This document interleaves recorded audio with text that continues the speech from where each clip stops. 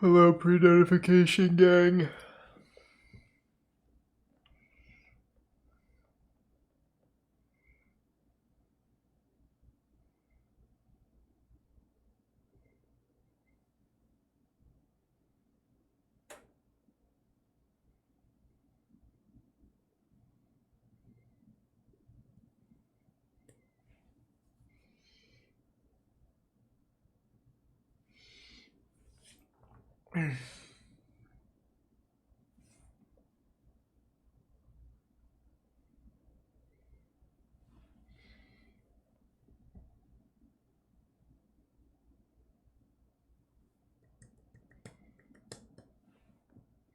Doing alright, hope you're doing well.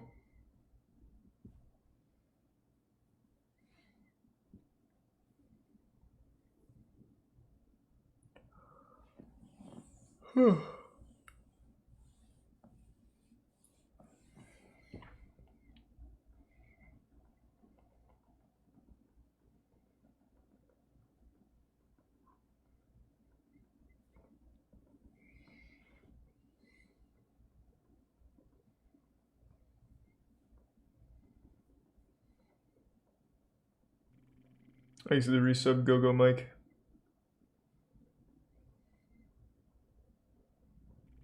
And the resub, Megap. And the tier 1, Jadism. And the resub, Dankface.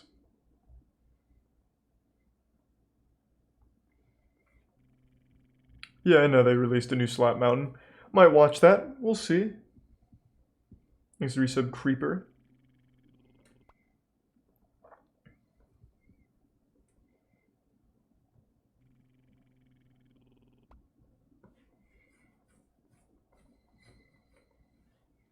Thanks to tier 1, Casto, and resub, Night Owl.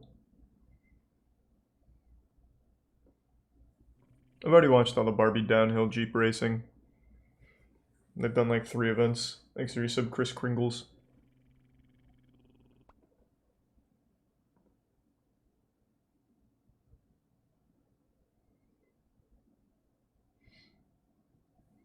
Thanks to the tier 1, Dank Vicious.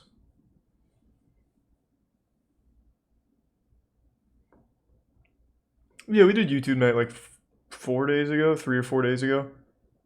But there's a new Slap Mountain, and it's hard to say no to more Slap Mountain. Thanks to the gift sub Akuma and the tier 1 Noisy, tier 1 Nyx, and the resub Rose. Oh, no worries at all, Horizon. Hope you're doing well. Hey, Tomato Head, thank you for the 10 gift subs. I appreciate the generosity. Hope you've been well. Thanks to the resub Smitty King and gift sub Frog.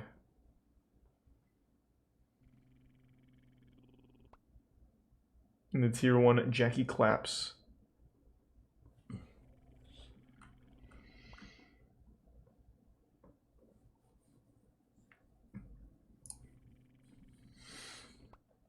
Have you heard of Side Hack Racing? No, that's the first I heard of that.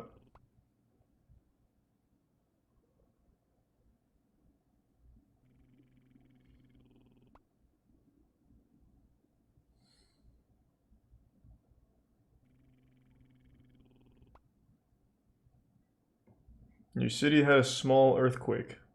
Congratulations, that's fucking awesome. Thanks to resub Will Bill. The man behind the can. I think someone recommended that. Nah, it's fine, Scoots. I got plenty of time for more achievements. Thanks to the resub Ari Darko and tier 1 Bluis.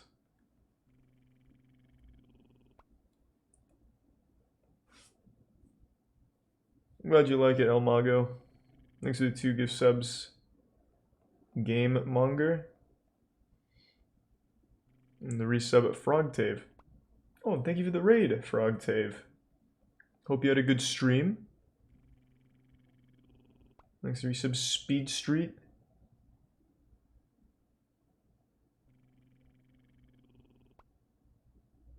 Oh, I'm sorry to hear that, vegan. That's awful. Thanks to the bits Psychum and the bits John Brown. That's sweet. Thanks, John. You've come. And thanks to tier 1 Blooper Duper. of fate shall open. Appreciate it, Frog Tape. Thank you for the raid. I've been waiting for you, friends. Hope you had a good stream. I didn't really do much today. I went to IKEA. I tried those IKEA meatballs everyone just loses their mind about on Twitter. My god, overhyped. Doesn't even begin to describe it. It just tasted like a store-bought meatball.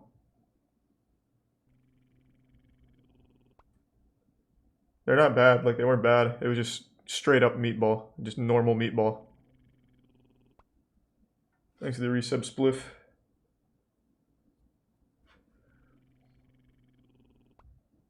Thanks to the resub Holy Ghost. Craigster, kinda spicy, in tier 1 booby soup. Cool name. Yeah, we haven't done Defunct Land in a while. We can check out some new Defunct Land. Depending on what's up. Thanks to tier 1 Mature Enough and tier 1 Jumpman.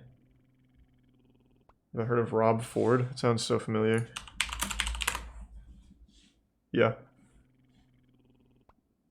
Wait, they have a video of him smoking crack? That's why he wants to be involved in everything. He wants to fight everybody's battles, and it's going to kill you. Kill you. Just a home video of Rob Ford smoking crack? Your kids are important to you. That's what drives you, baby. That's what I love. That's why we love you. Okay? Your children, your family, your kids. I mean, Rob Ford is spitting some facts right now. Your kids that play football. I've understood like 2 words. Family, kids, and your right wing? What is happening? Radical guy. Sure. Yeah, I'm sort of. Sure. Oh, yeah. What the we're both I'm like, leave that. Leave that back in. That's right. That's true all right there. I like to get Thanks to Prime Typhoon, JV Sum, and Maxwell. up his ass, because I'm sure it goes real far. I'm sure my he'll tickle his nose hairs with my foot up his ass, because he's such a shit with the I hate that. What the fuck is this? Hello? No, it's not. Okay. Rob Ford dies. He's dead now? What the fuck? Don't tell me. Was it crack?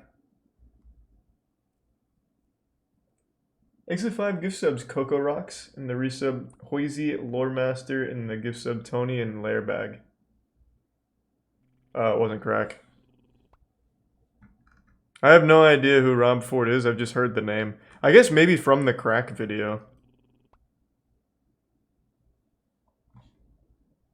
But I'd never seen it. Thanks to 5 gift subs, Dankface, and the resub Dan, and tier 1 Hydra Jake, and the Prime Overly. Oh, sweet. Well, thanks, Undead. And thanks to the bits of Bleh and Supra. Yeah, we're gonna do Slap Mountain later. Hey, Disraeli. Squid Game? Maybe. First I've heard of that. Thanks to the resub Nate and the gift sub Brad.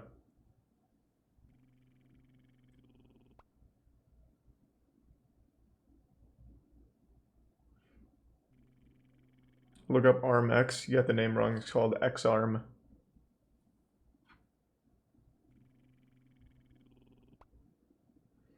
Of course I've seen it vegan.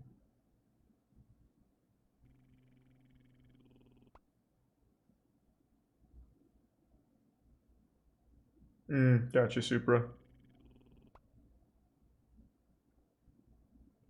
Yeah, I know about the Bishop Sycamore thing.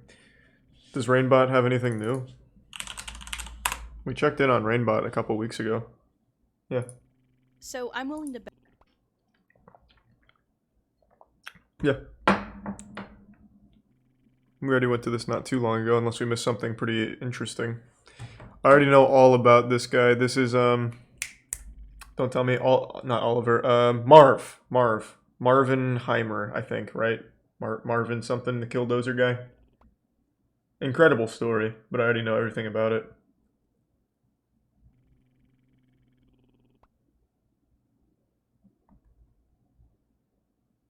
Thanks to Tier 1 Thin Burrito and resub Smokeless Meat, Lecramakes, and Dr. Michael Queeferton, and John McCord, and Josh Deadshot.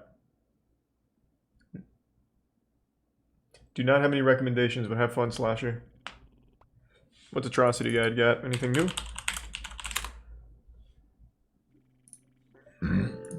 No, just Bob's game. Atrocity Guide is so good, though. Coming along, great rip. Thanks to the resub Dominic and the Prime Juan.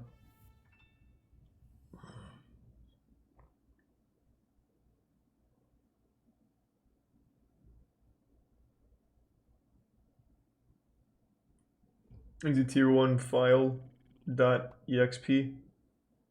And the bits Meepy and Game.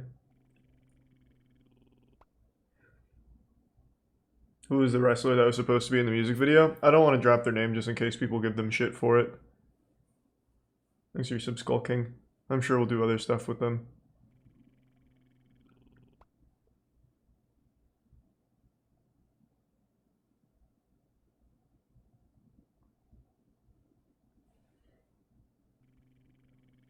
The Bondsman videos? Yeah, I've seen them a little bit. They're okay. Thanks for your sub, Kirby. Thanks to the gift sub, Wrestling.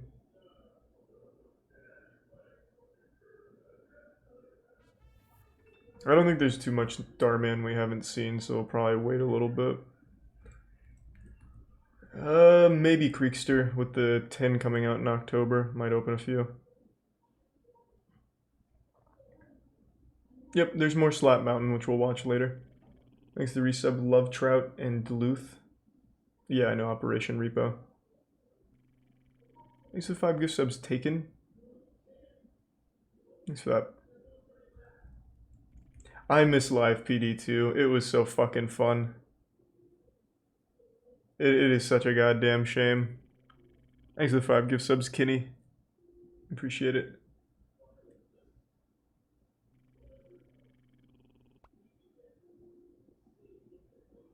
Thanks for the gift sub filed. We're already caught up on Court Cam.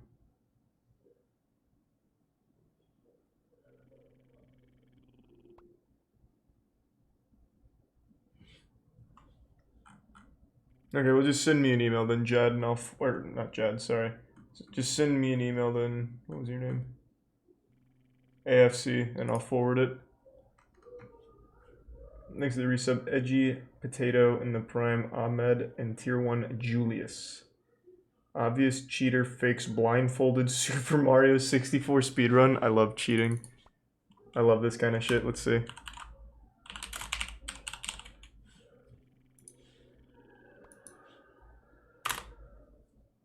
I have not heard of this before.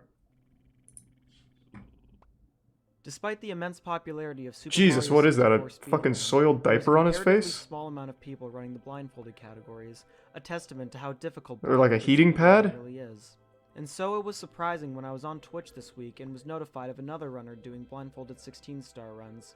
Blindfolded runs of Super Mario 64 have recently been made popular by a small but extremely dedicated group of runners. However, there are clear differences such a between cool the runs that category. those already established players have done and the runs that this particular person is completing. The main difference, of course, being that this particular runner is creating fake runs and Thanks to the attempting Prime, to pass them off Mobot. as real.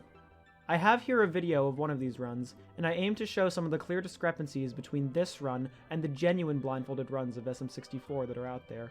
When watching this run, it's important to note that the author claims not to have practiced blindfolded speedrunning much at all, and that this is apparently only his third blindfolded run. He claims to make up for this with the fact that he's been playing Super Mario 64 for the past 3.5 years.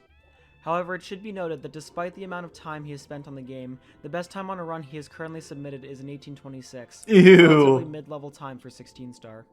The first thing Pathetic. that actually put me off when I was watching this run was the fact that the streamer had both follow alerts and text-to-speech alerts on. Let's go. Thank you for the follow. If you've ever seen a blindfolded speedrun before, you will know that runners pretty much always have these kind of sound alerts turned off. Considering how important sound cues are when you literally can't see, you would think that he would do the same. However, this guy That's a is good so point, I good, didn't even he think of apparently that. doesn't even need clear sound cues to do the run. Throughout this run, he also attempts multiple times to explain the strategies that he's been using. Is there some Except there are disco and multiple OG problems with sound? what he's saying versus the things he's actually No, I doing. don't know what that is, Rip. He mainly claims to be using a combination of sound cues and muscle memory for most of his strats. Most speedrunners know, however, that visual cues in particular are just as important as muscle memory in many cases. It's very unrealistic to assume that anyone could just casually do a blindfolded run off of visual muscle memory alone, no matter how long that person has been playing. I've tried to do stars. I can't do 1 star blindfolded. Like, even though I've played this game for years and years and years, even trying to do 1 star blindfolded is No, I haven't seen this. insanely difficult. Blindfolded speedruns often employ what are called normalized strategies. A normalized strategy is any strat that is done in such a way that the outcome is always exactly the same. In Super Mario 64, many of these kinds of strategies can be employed. For example, moving in a cardinal direction on Some the Spider controller Guy with and notches, Jadenator. using 2 slow walks to ledge grab at the corner of a platform, or punching I against the honestly wall thought with this Mario guy was the backwards. cheater because this thing looks so over the top. Straight up just looked like, it looks like Among Us. Like, this shit is crazy. I thought that this was some kind of elaborate scam, but I'm guessing this is a legitimate runner. What is he wearing? Can someone, like, it's not a blindfold. This is like a whole goddamn, like, face sauna thing. Some, like, actual Daft Punk shit. It's a towel? How's that a towel? It's like karate safety gear that SpongeBob wore. Hats off to him though. Like it looks fucking crazy. Like this is hardcore. Upwards of fixed distance are all normalized strats. As you can imagine, these kinds of strats are often completely different from the He's a ones tier you'd 1 see in a age, normal and run, they give sub and Rowlo require and resub hundreds of Connor. hours to properly learn. And No, yet sweet. this person Thanks, is Ahmed. claiming to have a 33-minute time after openly admitting to having little to no preparation. Keep that in mind when you look at the so-called blindfolded strats that are claimed to be employed here. The run begins in Bob-omb Battlefield with Behind the Chain Chomp's Gate. Looking at a legitimate example by Bubsia, you can see that a consistent setup with clear intention is being used in order to get onto the Chain Chomp's pole. Note the use of a notched angle Turns out and fixed everyone's camera in cheating. order to guarantee They're a all direct just path trying to to the pole from pretend the corner of best they gate. can. Comparatively, this runner seemed to have absolutely no normalized setup whatsoever. He takes what looks like either an intentional death or a legitimate mistake, and then tries again a second time. This time around, he seems to be using an almost completely different, yet still unnormalized setup to get onto the pole.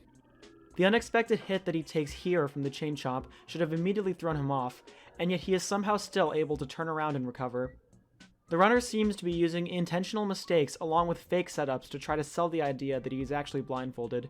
Many more of these will come up throughout the run. Thanks to the resub Master The run Death, is already Fluffy off to a Llama, suspicious start. Alex God However, Gaming, the and first Zelox. absolutely massive red flag appears in Womp's Fortress when the runner decides to opt for Owlless, a strat usually reserved for sighted runs. It should be noted how much the runner is talking during this very input-heavy and spacing-dependent section. Did I check for saves? No, because I don't save the game. Again, What a anyone who has watched Chad! a real blindfolded speedrun before knows how quiet runners tend to be during difficult sections. With how much focus and skill are required to complete a blindfolded run, it's an anomaly that this runner with barely any practice is so casually able to do a strat that no other blindfolded runner has attempted. Well, he's And just yet the with god absolutely gamer. no normalized strats, he seems to do everything with some relative ease. Looking at a run that this same runner has done without a blindfold, you can actually see that he can do the exact same movements, blindfold or not. His muscle memory must really be that good. On his first attempt, he is able to triple jump wall kick up to the floating island without giving himself any sort of indication where he is. With absolutely no normalization, he's able to attempt and He's fail got his Owlless gaming 3 times before Sharingan finally on. landing it a 4th time. He even comments on the fact that he should probably learn how to use the owl blindfolded. Maybe I should learn how to just ride the owl blindfolded. It's anyone's guess why he didn't opt to learn this much more consistent strat in the first place. In the next star, he goes for the traditional cannonless Is there setup some that you would random normally guy? see in most sighted runs. Once again, looking at a blindfolded version of this strat, there is a clear intention with every input using normalized movements and guaranteed setups. Looking back God, at the this run, blindfolded however, run is the movement crazy. across the falling bridge and over to the piranha plant is extremely wobbly and very inconsistent. He then lines up next to the plank using these extremely small adjustments that have no audio cues whatsoever. Anyone that runs this game or has even tried this trick before knows that it's Yeah, this is precise. super fake. The Oh my only possible god. way anyone could do it He didn't even blindfolded try. with the movement used here would be if they weren't actually blindfolded at all. and were instead using a distinctly visual cue. The run only gets more and more suspicious from this point onward. Following a couple more extremely wonky and unnormalized setups in Cool Cool Mountain, we reach Bowser in the Dark World, the first Bowser stage. Here, only a true gamer such as this man would be able to somehow sidestep this Goomba, quickly make his way up the path, and then do this long jump to the next red, all completely blindfolded and with absolutely no setup necessary. Simply amazing. What was the point, though? Like, surely he didn't think I that... heard you, Goomba. He then pushes a Goomba that he claims he heard, even though there is no good He way smelt of it. gauging distance that precise with sound cues. No, he's got a super It would sniffer. have He's like probably been both Scooby-Doo. faster and safer to just keep walking forward anyway. There's no way he'd think that he'd Notice fool the then whole the small community that adjustment he actively makes in runs order to this be game, lined up though. with the final Blindfolded. slope. Anyone who is actually blindfolded here would have almost certainly what's the kept point? holding right with no adjustment. And yet this man somehow knew he was just a little too far down, despite having absolutely no real setup beforehand. If none of this was suspicious enough, then next we have the first Bowser throw. Looking at legitimate runs by Katoon and Bubsy, Thanks to the you resub, can see that a Maxi setup is Pad, being used to slowly move Blade, Bowser into finishing the bomb without touches, even and throwing Rex him. Lord. For a faster strat, you can also toss him a little earlier with a slower spin, which provides a much larger frame window than normal to hit the throw. It should be noted that there is also a consistent way to throw Bowser at full speed, using a combination of pause buffering and a sound cue. When Mario is spinning Bowser, a distinctive whoosh noise will play. This noise will always play whenever Bowser faces Thanks, north, resub, Daxify. regardless of the camera angle or Bowser's orientation. Thank you, Sky when Shark. grabbing Well, I him. hope you're doing well. Furthermore, Thank you for the kind words. whoosh will make a slightly different sound depending on what frame you pause on.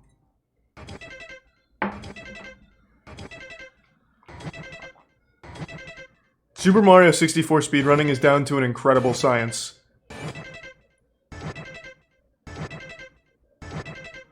This is the strategy that Nobori implements, and it's how he's able to consistently pause buffer a B press to throw Bowser into the bomb.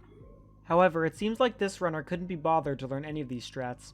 He instead opts to throw Bowser in the conventional way, while claiming to also be using a sound cue. Notice, however, that he also opts to turn his camera towards the bomb.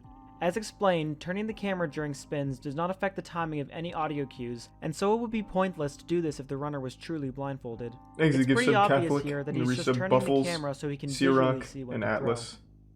Moving on to Basement, we see another series of extremely suspicious and inconsistent setups. In Shifting Sandland, he is somehow able to get the Talon Star using a strategy only viable for visual runs. The Until amount of adjustment now. needed to long jump to the Fly Guy and twirl over to Klepto is simply too precise to be done consistently in a blindfolded run. More That like doesn't to be stop done this at guy. all. He's able to do it first try with no issues. In Hazy Maze Cave, however, he reverts back to setups that might pass as blindfolded to try to further sell the idea that he cannot see. However, the Thanks to resub quote-unquote Goggin, setups he is Redurculous, using and make Gary. absolutely no sense. And Atlas. On the emergency exit star, he seems to have created some kind of fake counting system. Is Boomy involving interested? I more was actually normalized watching some of and Boomy's consistent content the movements. other day when someone mentioned it. 1, 2. Compare this again to Nobori's strat, which uses normalized movements along with the game's fixed camera option for even more consistent angles. Up to this point, the run has been extremely suspect at best. However, what happens in the second half As you absolutely surprise. destroys what little credibility it had in the first place. The last half of this run is so blatantly fake that it makes the previous 20 minutes thank you, look Price. completely legit by comparison. And yes. Oh, come on, let's go. Yeah, let's We now come fucking to go! In my opinion, one of the most impressive sections of Blindfolded 16 Star.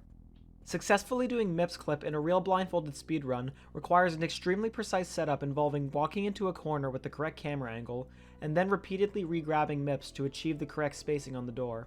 This is one of the most difficult and precise sections in the entire run. In the castle basement, even the tiniest mistap to the left or right can mess up your camera entirely, breaking any setup you may have had. This runner, however, throws all of that out the window. To clip through the basement door, he basically just runs straight at it and ends up in the right spot. No setup needed. Remember that there are absolutely zero sound cues here. There is absolutely no way he can know how close or far away he is from the door, because he is using literally no setup. No, The he's exact same is true for he's its smelling the Convenience game, Store baby. door. Once again, with absolutely no discernible audio cues and no real setup whatsoever, he somehow either knows exactly where he is on the door, or just gets lucky enough to clip through it after randomly guessing. He spends around 30 seconds here walking back and forth along the door, and somehow is able to find the exact right spot to make it through. Somehow it still gets worse after this. At this point, I'm you pretty much know actually the rest of convinced the that game he's doing without it for thinking real. about what a That he real is blindfolded run blindfolded. should look like. It really I think looks I'm like just he's seeing an given ultimate up on gamer. trying to sell the illusion any further.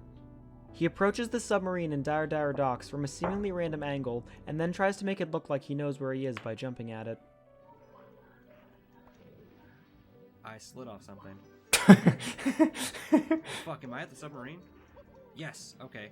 The fact that he even says this is strange to me. There's literally nothing else in this level Overacting a little bit. besides the sub.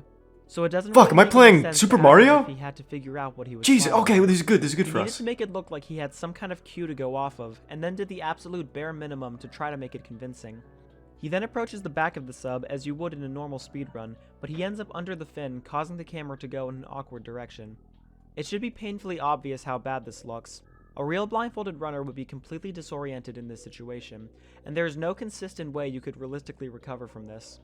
Despite this, he is somehow able to loop back around at the perfect angle and lands back on the fin. It's his gamer Once again, senses. with absolutely zero sound cues or any setup. Nothing suspicious to see here. And then there's Fire Sea. There's three some Dapper Noodle, Snowhound, Diaper Time, and Brutal Meat. Well, this has always just been an easy level, though. I could do this blindfolded, and I haven't played this game in 8 Right. years now. So after some It's more easy. fake strats in Fire Sea, That's some pussy one shit. fake Bowser throw setup, and some suspicious BLJ lineups, we finally come to what manages to be the worst part of the run by far. This run's Bowser in the Sky is pure gold. It contains such a large amount of glaring flaws and inconsistencies that it's insane that anyone could look at it and believe that the person playing could not actually see. He immediately starts the course with, again, completely unnormalized strats, moving through the course with small adjustments that have seemingly no explanation. He then commits what is possibly the most obvious and completely shameless move in the entire run. I don't know how he tops some of the other shit, to be honest.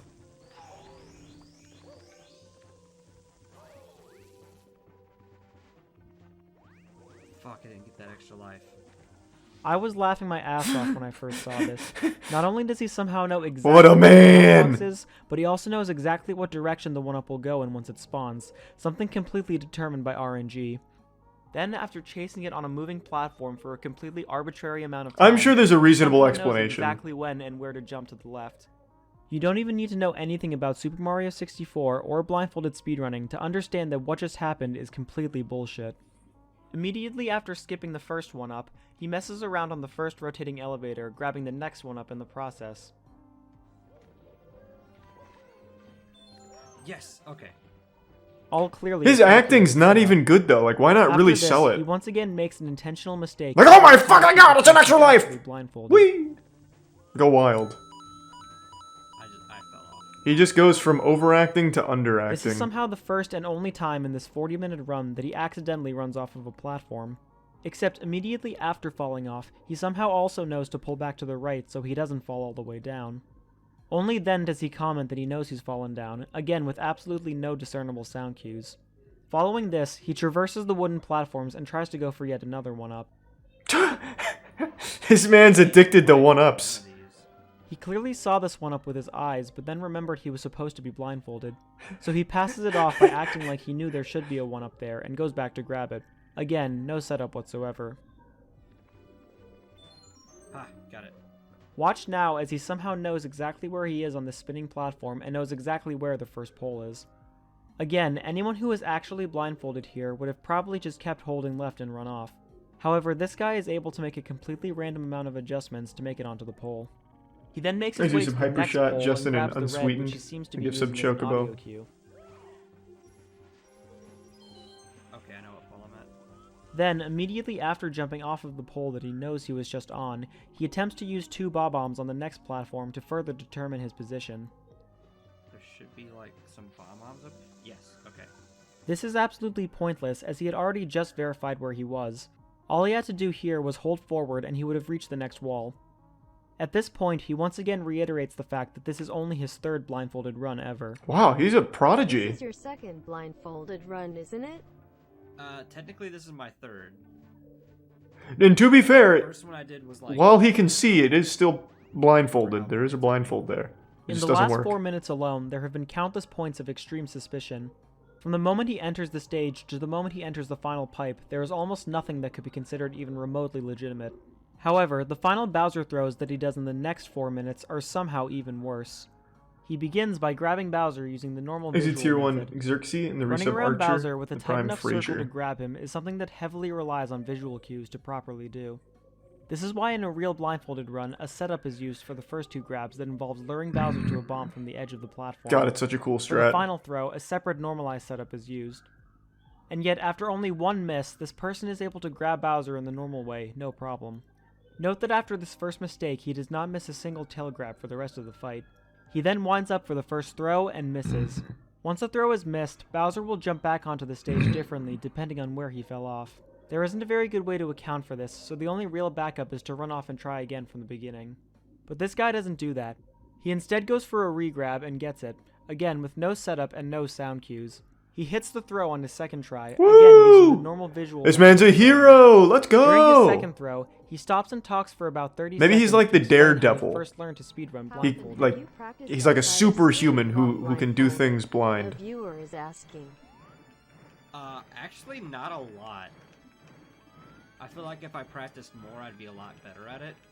Most of this is just muscle memory and listening to the audio cues.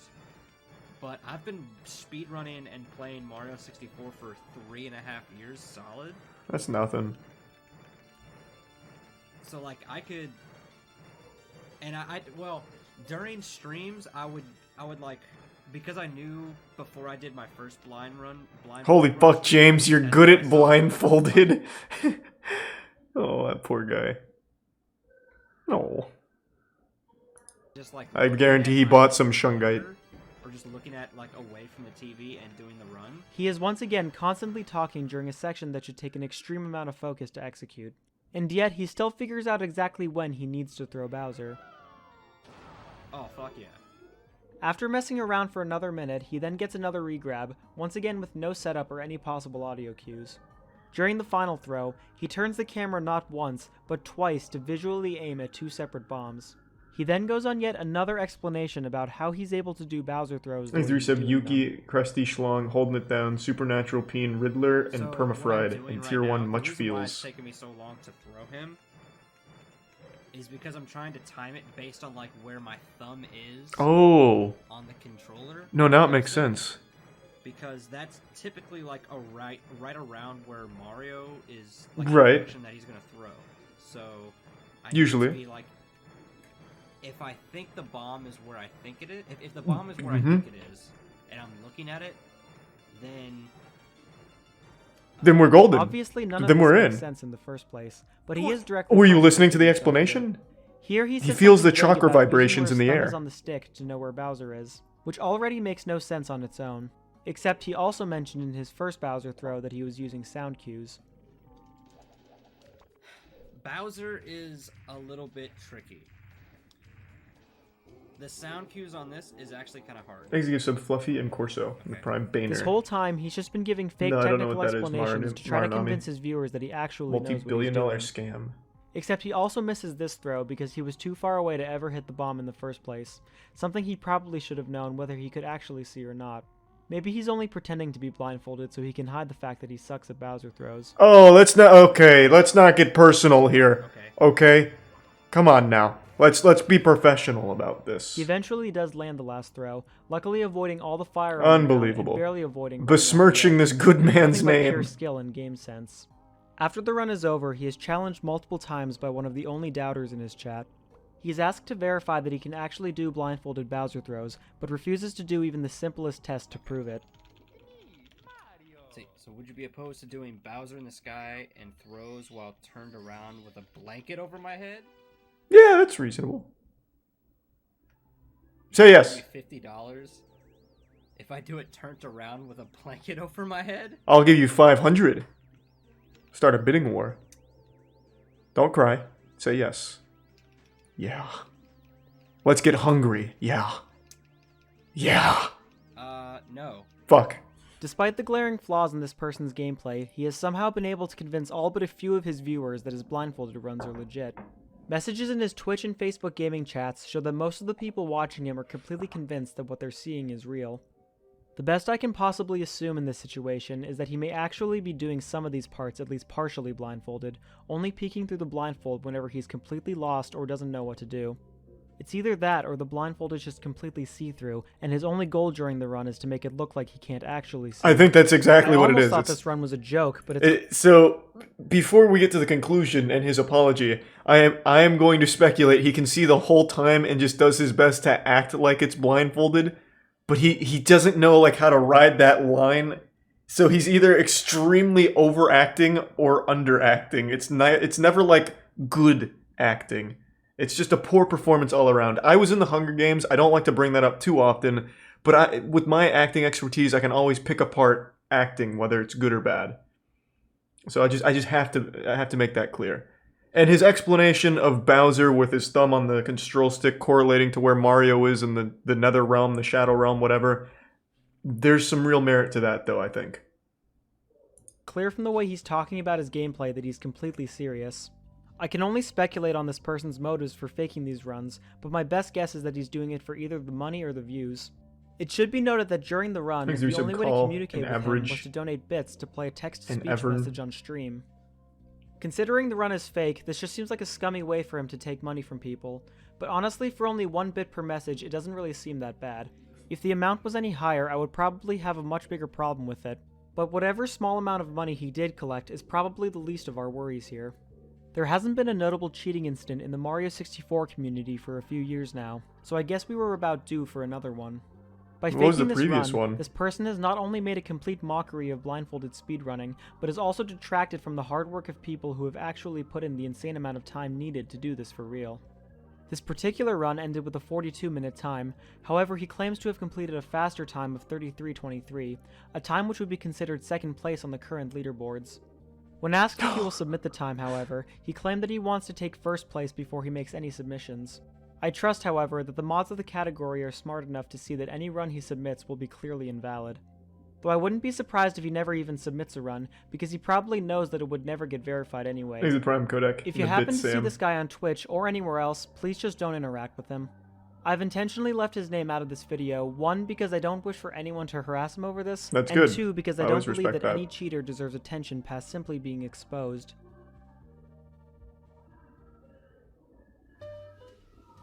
I want to give a big shout out to both Katoon and Bubzia for their incredible help on this video. They helped to clarify a lot of questions I had about blindfolded Mario 64, and this video would not have been as comprehensive without their inputs. Also thanks to both them and Nabori for allowing me to use their footage for comparisons. I've left links to all of their streams. Holy shit, did you see that? There's like 15 blindfolds on him. Also thanks to both them and Nabori for allowing me to use their footage. It was a towel, a blindfold, a blindfold, I've left links to all of their streams all together. and YouTube channels in the description. Please check all 3 of them out if you want to see some legitimate blindfolded runs of Mario 64, as well as many other games. These people have genuinely put in the insane amount of time and focus needed to successfully complete these runs for real. They're the ones who truly deserve it. If you please, you can also subscribe to this channel and check me out over on Twitch. My runs aren't quite as cool as these guys yet, but we'll still have some fun.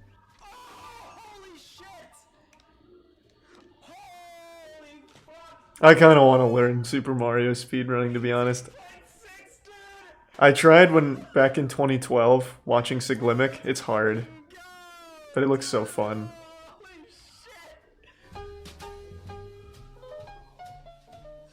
That was a great video. So, you said the guy apologized?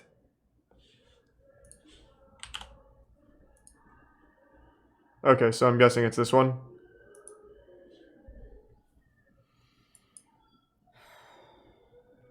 That is the... I don't want to just keep pausing it, but a PSA to anyone.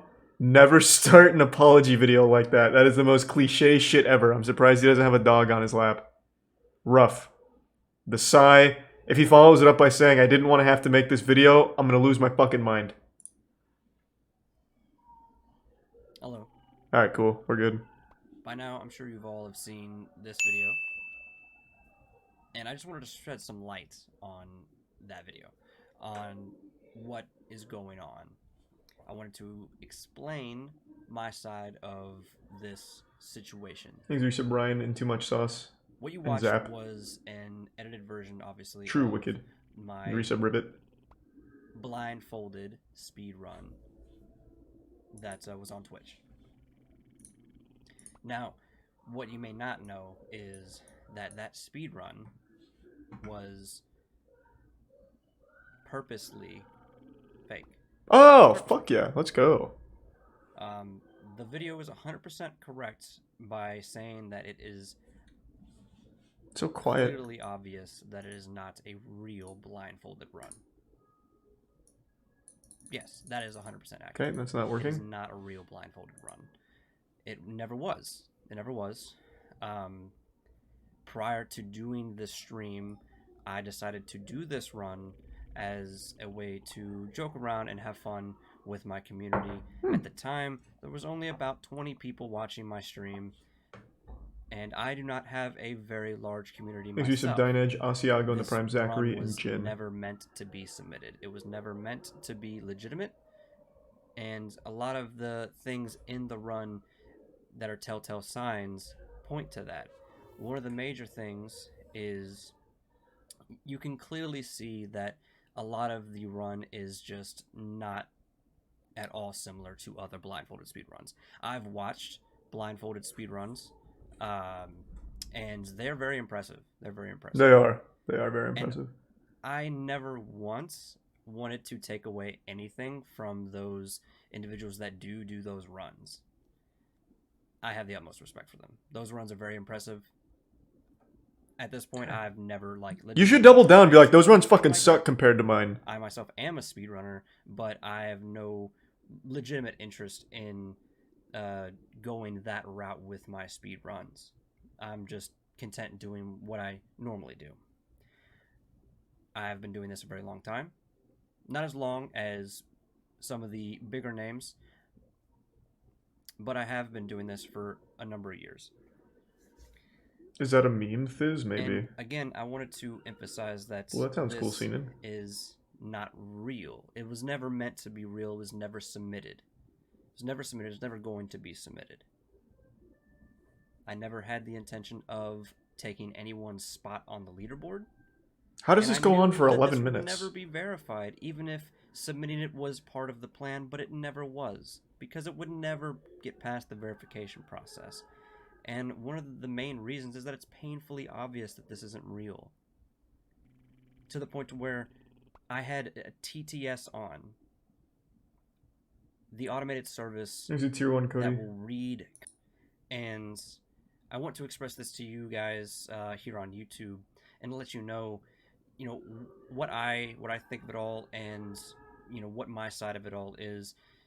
I know the video paints me in a very specific light, and I'm not a bad person. I'm not like a mean-spirited person. It didn't I'm make any of not those a claims. spiteful person. Spiteful. And I don't do things maliciously. It's not who I am. This was just good fun. This was just jokes. I had fun. My downfall, I did enjoy it. is that I didn't express explicitly in that stream that it was jokes. I tried to keep it straight the entire time. I stumbled within the stream, but I kept it straight for the majority. That's okay. And others have understood where I'm coming from, and while some of them might say, "Ah, man, that's still rough," but that He doesn't even cry.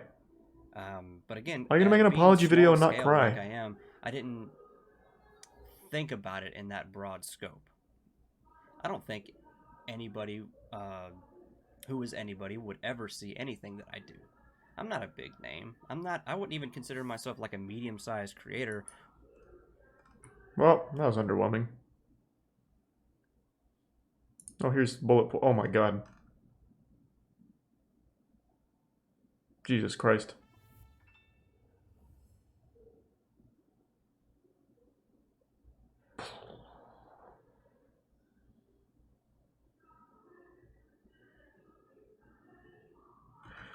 All right.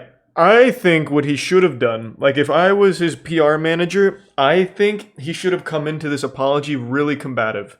He should have come in here and be like, anyone who thinks I cheated, I challenge you to fucking wrestle me in the Thunderdome. I've rented out the local octagon, and if you think I cheated, you can come fucking fight me. Like, he should have just come in here really aggressive and just denied the fuck out of it.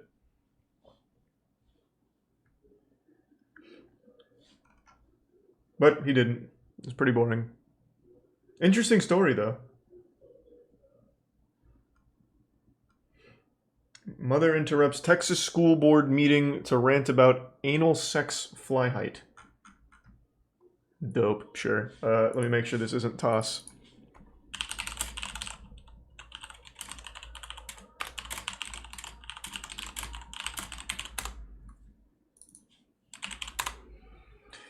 Texas mom interrupts school board meeting to rant about anal sex.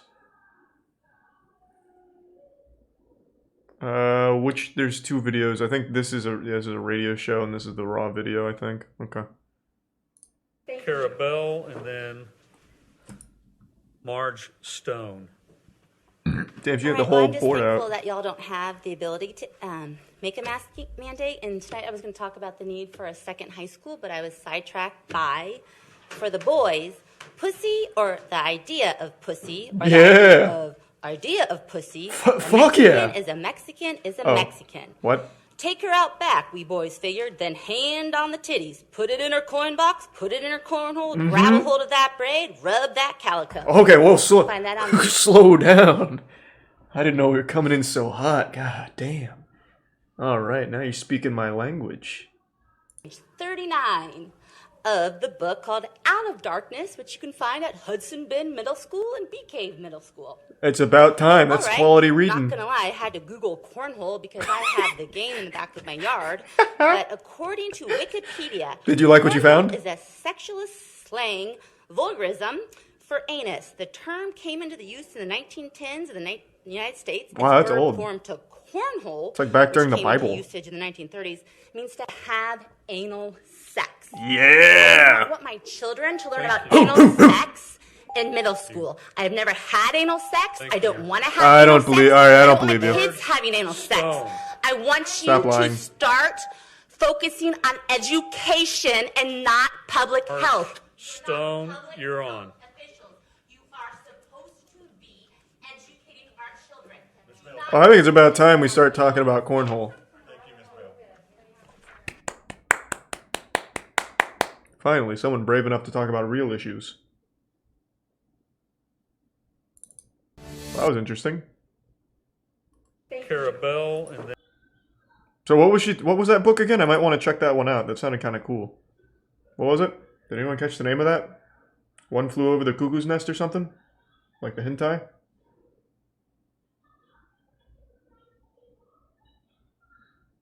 Thanks to the resub rack attack.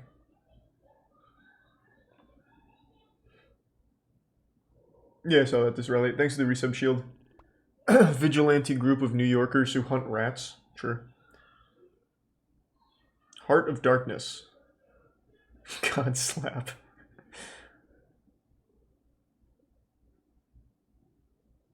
That book sounds fucking awesome. I'd start reading again if books were like that. Can I get that one more time? Track by, for the boys, pussy or the idea of pussy or Yep. the idea of pussy, a Mexican is a Mexican is a Mexican. Take her out back, we boys figured, then hand on the titties. Put it in her coin box, put it in her cornhole, grab a hold of that braid, rub that calico. You can find that on page Feels like she's about to 39 bust out into a of the freestyle. book called Out of Darkness, which you can find at Hudson Bend Middle School and Bee Cave Middle School. Is that like the Scholastic Book Fair? Out of the Darkness. I might need to pay a visit to that. Let's take a peek. Out of the Darkness book. It's a young adult novel by Ashley Hope Perez. Published in 2015. It has now been pulled. Oh my god, she ruined it for everyone. Out of Darkness pulled for review in Central Texas middle schools. Hey, thanks, lady. What am I gonna fucking jerk off to tonight? Unfucking real.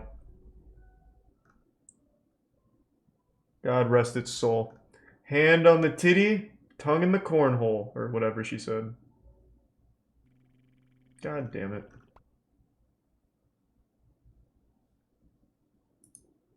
Thanks to the Prime Shimmy, Super Skittles, and the gift sub Drifting, and resub Mullet, and Tier 1 Ardans. Prime Big Boy Joe, and the resub Tube Sock.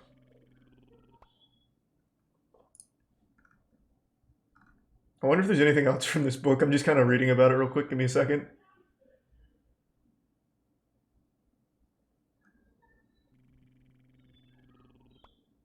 She ran an unsuccessful campaign for a seat on the LTISD. I don't know what that is. And she was also issued an assault citation after pushing a Nordstrom employee after refusing to put on a mask. Yeah, that checks out.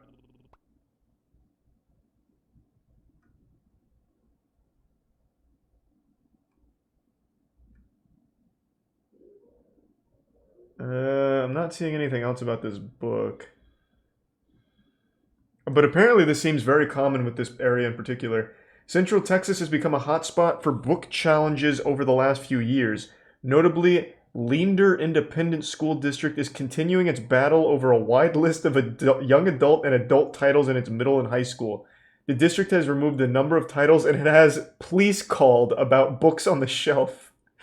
And had a board member resign after being unable to exert more authority in book removal. Imagine calling 911 because a book talks about hand-on titties and cornhole. Feels like a waste of resources.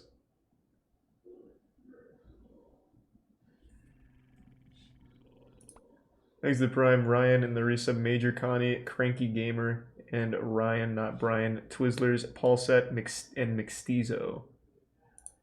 This is an interesting story, Jesus Christ. Hold on, there's a lot to this.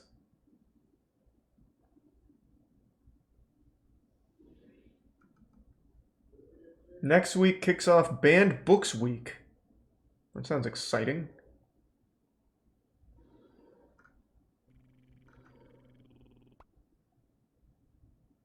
Let me read a little bit more. Okay, before moving on to the next video, I want to read a couple more excerpts from this book. Let me see if I can find some cool moments.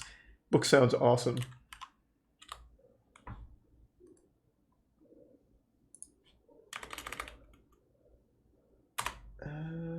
Let's see.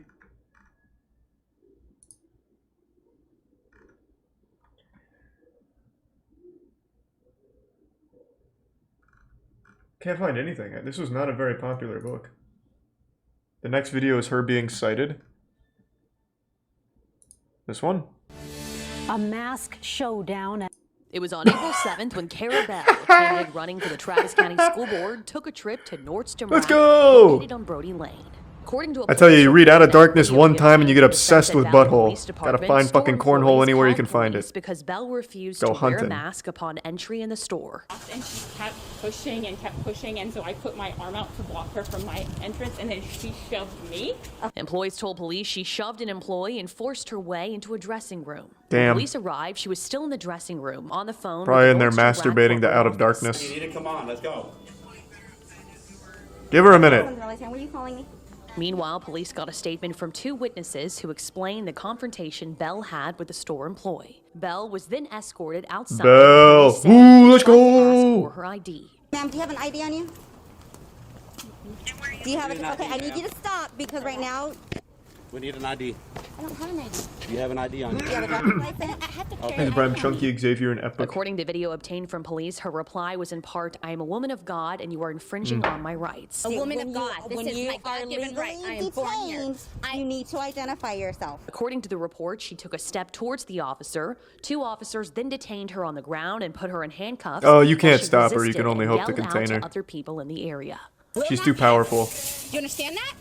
I will not have it. I'm sick of being bullied. I'm sick of being lied to, Mhm. and it's not going to happen anymore. Do you understand? Yeah, The fuck yeah. CDC just released. Oh my Oh, gosh. good Jesus. Oh my gosh. No, Facebook group is gonna go insane. Bell was given an assault citation, which is a Class C misdemeanor, Hey, Kara. punishable by a fine of up to $500. We actually reached out to Bell for comment, but haven't heard back yet. In Austin, Hannah Rucker, KVU News. Man, what an interesting story. If I may, let me look a little bit deeper for a couple Out of Darkness excerpts as well. How did she even find this page? It doesn't even seem like this book is about titties. Like the age range for the book is 14 to 17. Like I don't even know how she found this. She just fucking stole the book from her son. Give me that. Oh. We saw this. Did we see this one? I don't know. They all blend together now. But now I'm attached to this character. I'm very interested in her lore. And the book is from fucking about 1930s London, New London, Texas. The novel begins with a school explosion.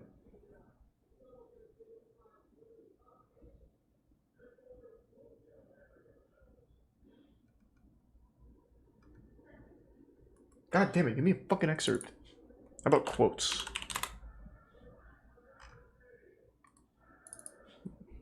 I'm so interested in this goddamn book now. Give me just 1 second. I'm sorry. I'm really on this train. Just give me. I just need a second. Oh, here we go. Goodreads. Here we go. Coming in hot. In the shade, the air smelled of true autumn. It's not fucking hot at all. It doesn't get my engine revved.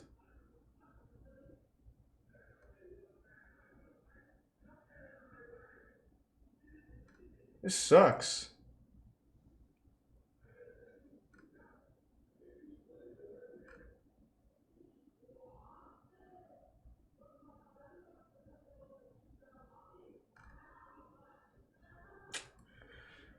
What a letdown. She overhyped that book. That's the best marketing this book could have ever gotten.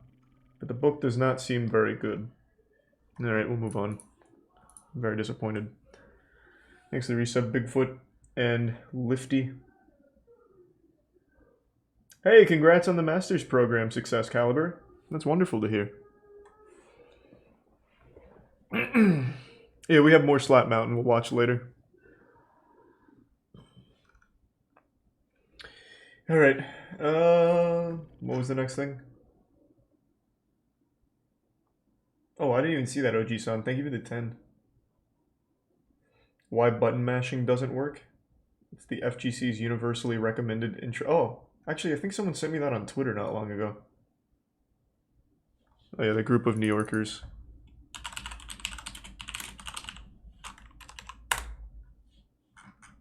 Thanks to Tier 1 chillin'. Oh, I probably can't watch this. It looks like they actually just go out and kill rats with dogs.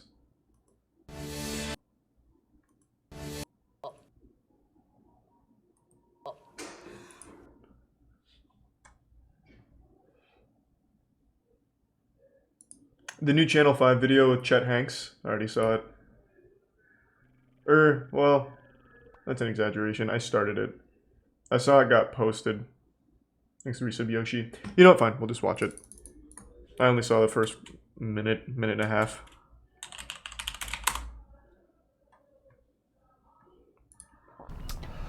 I was hooking up with this chick. One day, she was on the phone with her family in Jamaica, and she was really in the middle of a heated conversation. Tell that pussy cut, get me I really had no idea what the fuck she was saying. And her friend said, "Fill me picnic in the car with me so I can't chat." I'm like, wow. So, wait, break that down. So then I just started. Chet Hanks is so interesting. I'm like, how do you say this? John no star. How do you say that? Oh, like 7. Oh.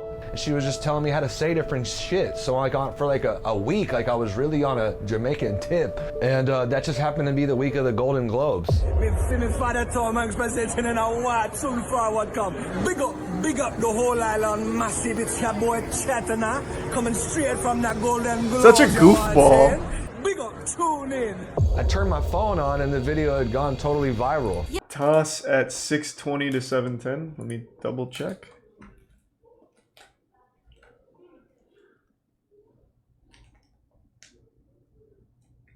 What's toss about this? Oh, I see. Oh, that's a lot. That's a lot of shaking ass. Okay, yeah, I see. All right. Okay. I'll just make a mental note and try and skip in time.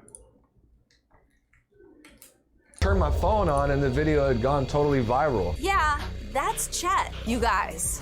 I am shook and frankly, hella confused. Big up the youth them way out of Kingston. It's just like why? I just don't get why. Thanks to Tier 1 Nico. Appropriation. I had Jamaicans blowing up my Instagram. Respect, General. Come to the island. You know what I mean? The Jamaican people showed me the most love, hands down. But then you got all these social justice warriors in America saying that I'm a fucking villain. How do you feel about the idea of cultural appropriation overall? I don't fucking know, dude. If I'm interested in fucking bullfighting, I can fly to Spain and go watch a bullfight. And if I want to go talk to a matador and say, hey, bro, can you teach me how to fucking fight? That's not a bulls? matador. That And was he's the like, lead hell singer yeah, of My bro. Chemical Here, Romance. Put this on. He's stoked that I'm stoked. Right? It's Gerard Way. Some asshole out there is gonna say I'm fucked up because I'm culturally appropriating the matador culture. But I'm not even like mad though, because all these haters, they're on the way out, dude. There's more people that fuck with what the fuck I'm saying than Jack there's White. people that are angry about what the fuck y'all talking about, and that's a motherfucking fact. Big up the whole island, them man. Just don't do that. Don't even do that. Why not? You just need to practice before you go on like a stage like that. Big up the youth, them? No, don't do that, dude. How do I do it wrong? He doesn't like it at all. Say it with passion, bro. Big up the youth, them. Big up the youth, them. I think we almost sounded the same. I think I did it a little better. Can you coach him through This is starting to stress me out. Breaking news. Breaking news. You're watching Channel 5's so good. I love Andrew. So what was it like for you growing up as the son of a prominent celebrity? And it was really kind of like a double-edged sword. People assume, and I just lived this life, like super privileged life, like Richie Rich. I you assume know what I mean? that. And that just wasn't the case. Oh. And it was actually the opposite. Damn.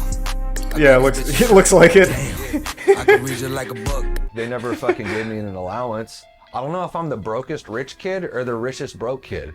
I love my mom and dad a lot, but it was kind of inevitable that I rebelled because they had me like on a really short leash. I don't like think so. Goody, square, you know, Boy Scout, Eagle Scout, Scouts Honor type people. You know what I mean? And that was never my vibe. For example, like when I got caught smoking weed, right? My mom was out in absolute hysterics. Weed? Oh God! You know what I mean? Like it was bad. I got sent away to a fucking wilderness program when I was 17. It was 4 in the morning, the lights flip on, there's 2 huge dudes in my room, bodybuilder looking like bouncer types, bald heads. They're like, you're coming with us, we can do this the easy way or the hard way. And they just, you know, put me in the back of a car and drove me out to the middle of nowhere. Did he go to Elon? This was in my junior year of high school and I never returned. Do you ever feel like you wish you had different He absolutely went to No, Elon. Never. Sometimes I just wish just in that case, this is actually a follow-up lore from a previous YouTube night. Elon is a cult. It was a school for troubled youth. Like, parents would send your kids there in order to, like, rehabilitate them into being less douchebags or something. But they'd actually send people to kidnap you from your own house. I don't remember what the... Yeah, it was Nexpo. The cult in the boarding school. Yeah, 100%. He went to Elon. Oh. Hey, nice. This one really popped off for this guy. Yeah, no, that's fucking crazy. I bet he doesn't even remember the name of the school. Otherwise, he would have dropped that because Elon was it was pretty one of a kind. Like it was the biggest one there is. Could have like been more anonymous. Do you think you would have succeeded to the same degree on social media if you were a blank slate? Probably not. That's why I'm saying it has pros and cons. It has advantages and disadvantages. There are other You know schools what I that mean? do that? People assume Are you sure though? that because like my that dad kidnap is super you? famous that like everybody would like want to be my friend and be like kissing my ass, and that just wasn't the case. If I walk into a room and someone's like, "Oh, you know who that is? That's Tom Hanks' son." The logical reaction I think it's Elon, is for someone to assume that like I must be like a real cocky, arrogant, spoiled brat, like piece of shit. Like people were inclined to hate my guts. I just internalized it, and it just developed me to kind of like have a really negative chip on my shoulder, and be very kind of like defensive, just on edge. Yeah, we still got time like, before meeting new people. toss. Pussy clot. Fuck them, Ross. Donald no one wrong but big boss man Biden. So thinking back to your earliest memories in Okay. life, what is the earliest instance you could... When does real quick reminder, when does toss start? When do the asses start shaking? Like the pussy and ass. When does that come in? What? It was like 6 something, right?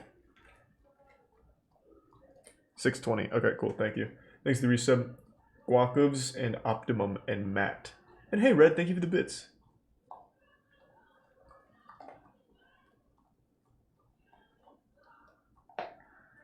Oh, so there is a lot that do that then, huh, Red? That someone treated you It's crazy. super weird. Awful. Because you were Tom Hanks' son.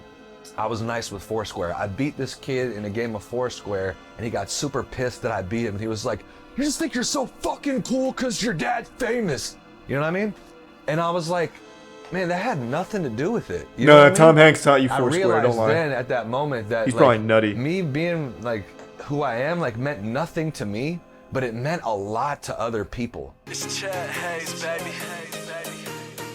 Follow me. Last night was crazy, just made it home. Hoping your number found room in my phone. What was the first way you expressed yourself?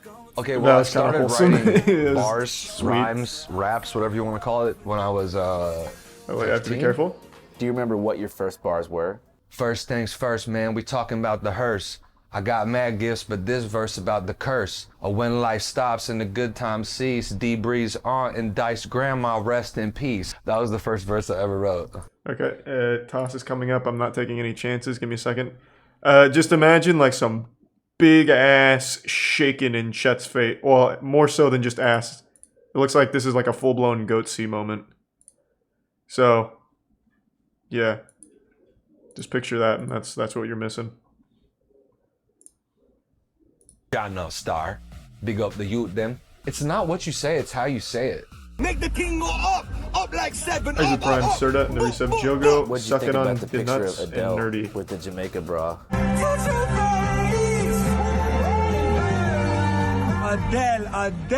Adele. You know, say me a prayer from long time, but after me see a picture of that, it sweet me. That was tight. I'm literally making a conscious effort now to not think or give a fuck at all about what these people are possibly saying or talking about. There's a Prime And Bob then that Builder. kind of created a whole different beast. It's like people like, I'll be getting like this last week, I'm like getting a haircut. And my barber's like, dude, so you're Tom Hanks' son, huh? You really Tom Hanks' son? Tell your dad to come in here. And it's like, yeah, dude, for sure. You actually think I'm gonna tell my dad that? You should. Like that's what. Tell your that's the dad to kind come of into my shit me stream, and my actually. dad talk about. I'd love to meet him. But people are so oblivious, dude. They don't even stop to think about how many billions of millions of times have people told me that. You know what my favorite movie of your dad's is? And I'm like, what? What? And you're like, Forrest Gump. Oh shit, that's Tom Hanks' son right there. Yeah, look at him. That's him. He tied it up, getting his workout on. Forrest Gump, it's a classic. He on my live. Chet seems like a nice enough guy. He really does. How do you feel about the fact that you just met Tom Hanks' son? Hey, it's cool as fuck. Has he seen your music video? Yeah. I don't know a whole lot about him, I showed but he my mom seems and my like dad, they were like goofy. This could be this is like Cardi B. You know what I'm saying? What are your aspirations for your music career? Pop off. I'm trying to be doing shows all fucking summer, dude. Yeah. Have you written any bars recently that you're hyped about? You could spit for us? I could just Don't spit do some it. freestyle Don't, bars. Chet, it's a trap. Don't do it. Don't do Okay, it. This we're never chilling works. on my balcony. I'm doing an interview with you, Andrew. You know what I'm saying? You're that dude. You got a biker hat on. What's that about? Is it for the clout? It say Route 66. I pick up sticks. I might pick up your bitch in a fly ass whip. You know what I mean? I might go do some burpees right outside of my shit. You know what I mean? Because I'm trying to get a pack out of 6, like a 6-pack. I might drink a 6-pack of Stella with a bitch named Bella, because I'm a good fella. You know what I'm saying? You know what I mean? It's just off the dome, it's off the cuff. I just spit the truth, no bluff. You know what I'm saying? Because it's a must to keep it real. If you're really in the field, like he's gotta know that you know what I it's mean? It's white boy song. the I best show the real spoken word I've You know ever what I heard. mean? It's not on you. It's in you. You know what I'm saying? I've been a fool, but I've been that dude. You know what I mean? I've been that dude, and I'm just trying to keep it cool, laid back. You know what I'm saying? Laid back like Pat Sajak. I spun the wheel of fortune. Who's You know Pat what I'm saying? I got a Sajak? bitch. She's gorgeous. I'm trying to make it to the Forbes list. You know what I'm saying? I'm just chilling on my porch, bitch. You know what I'm saying?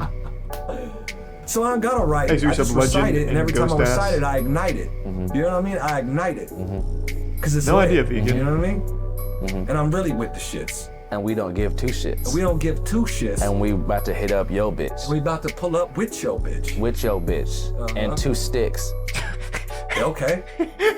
at the badminton club, finna empty out the clip. Woo! White boy summer on a broke bitch. Andrew's going in. One more time. Breaking news. Breaking news. You're watching Channel 5.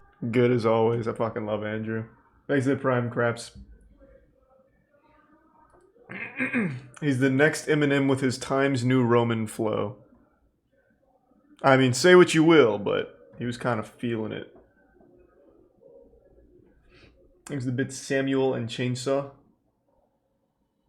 It's not done. What was there more? I thought that was just gonna be the outro. Did I miss something? I was hooking up with this chick. Isn't it the same outro? Oh, it's not. An elite cabal of child sex traffickers who control the global banking system? No. We're at Venice Beach. That's Chet. I'm Andrew. He's doing 100 burpees. I can only do 30, but tomorrow I'm gonna do 40. So give me all of you in exchange for me. For me. Hey, pop that shit up, man. Yeah, come on, man. Yeah, glad I went back for that. Fuck yeah. There's a gift sub, Trash Leo, and thanks for the 5W. Hey, I'm gonna go to the bathroom real quick. Give me 1 sec. I'll be right back.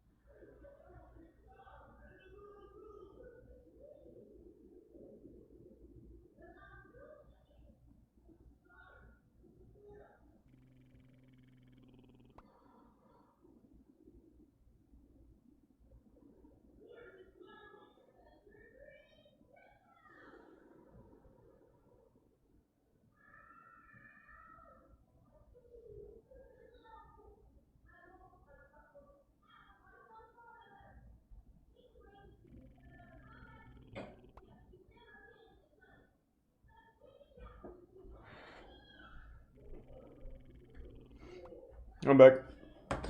Exit Tier 1 Zarba Hydrate and the Prime File Not Recognized, Shaolin, and the resub Haley.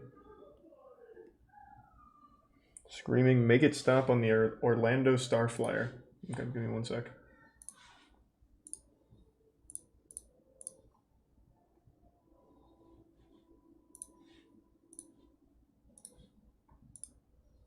We caught up on Darman pretty recently. I don't think there's any new Darman. Sorry to hit you with the cold water, but yeah, I don't think there's a whole ton.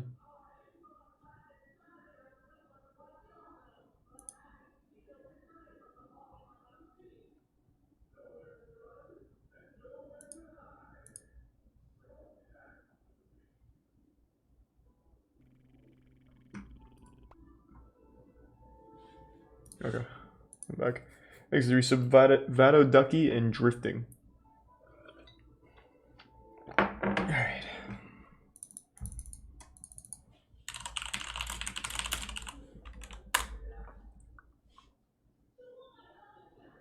So this. Thanks for 5 gift subs, White Wolf. Thanks for that, man. I think we've made it, haven't we? We're at a car park to the one thing on this whole holiday that can scare me to death. So why'd you recommend this? It just seems like a family vlog.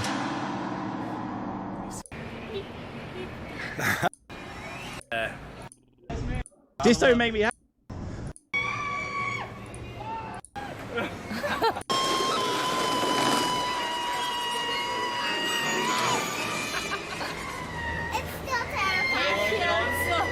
Yeah, I mean, that wouldn't be a fun ride for me.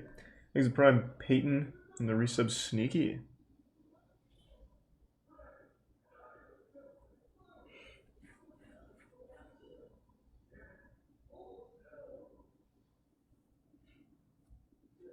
The dark truth about Raythella. Best female Apex player turned fraud. What? No, what is that? Is this some kind of news story? This is a news story. What? What is this? From getting the world record and getting signed to a tier 1 organization, to then being accused of having your brother play everything's every tier single 2 if match it's not for you. Moist Esports, This I'll just is say. the story of Raythella. This video is sponsored by nobody, so please like and sub. Thanks to So if resub you guys Kinder. don't know who Raythella was, she was a professional Apex Legends player that was well known for tying the world record for kills, and also she got the world record for damage back in the early days of Apex. And the thing that made her stand out is that she tied a world record and she beat a world record all in one game. She tied with the pro player Mendo in the world record for kills, and he's seen it and retweeted it, and that's when her career started taking off. I believe it was safe to say that she was the best female player in This video Apex, feels and creepy. This while this all of mic this is was weird. happening, she was known for having somewhat of an ego. She claimed to be the first female to get Apex Predator, but Zeus Resurrected claimed that it was his friend who was the first female Apex Predator in Season 2. The first time I ever had contact with her was back in Season 2 when she claimed to be the first female to unlock Apex Predator. And Thanks, the Resub thing Willy. was, she actually wasn't the first Apex Predator to be a female. Betty, a friend of mine, actually unlocked it before her. And all I did was validate that someone did unlock it before her. So that was my first ever interaction with her. And she was happy about me saying that because I'd heard she'd blocked other people that said that, but I didn't get blocked.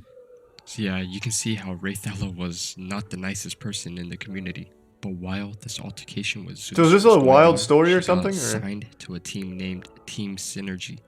It was a well-known team that started off as trick-shotting, but eventually moved into competitive play. So for a person that's on console, that's insanely big. So the pro players Slurpy G and Nags were actually in Synergy at the same time as her. So yeah, it was a big team in the console community. So Raythella asked Zeus Resurrected if he wanted to join Synergy, and Zeus said he respectfully declined.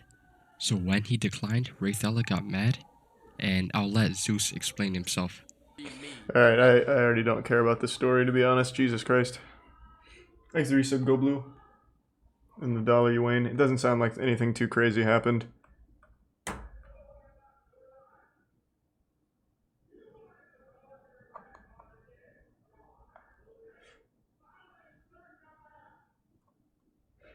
New Crypt TV. I do like some silly horror.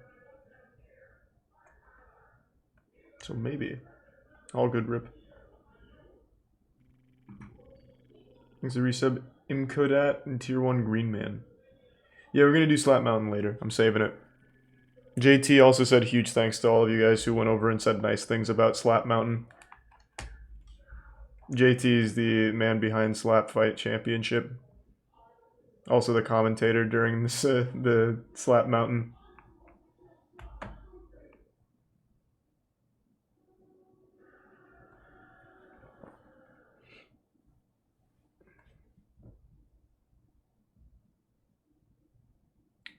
No, that's Cream Pie Okerlund. Cream Pie Okerlund is the on-site, like, I don't even know what to call it. On-site guy He's just like a guy who's on site named Cream Pie Okerlund. He doesn't really provide commentary to the match. He just sits and watches it with a mic next to him.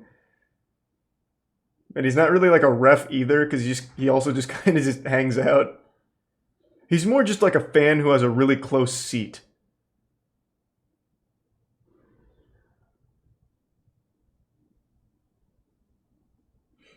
Oh yeah, Theranos, that's what it was. Okay, I'll look that up.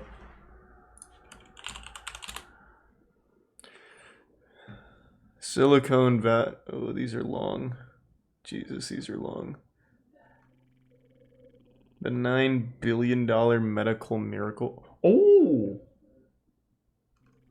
Thank you for the 69 gift subs, King of Fail. In the prime grave. Thank you for that huge fucking drop. Thank you, King of Fail. Appreciate the generosity. It's Tiana watching One Piece. So you're hearing Usopp, I think, scream. She's on like episode 600 something.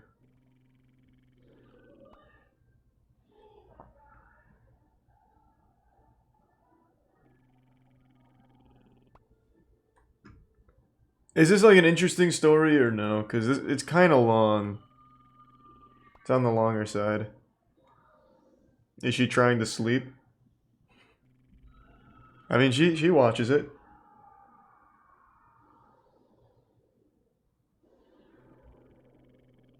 Touring the most expensive listing in the country? Maybe.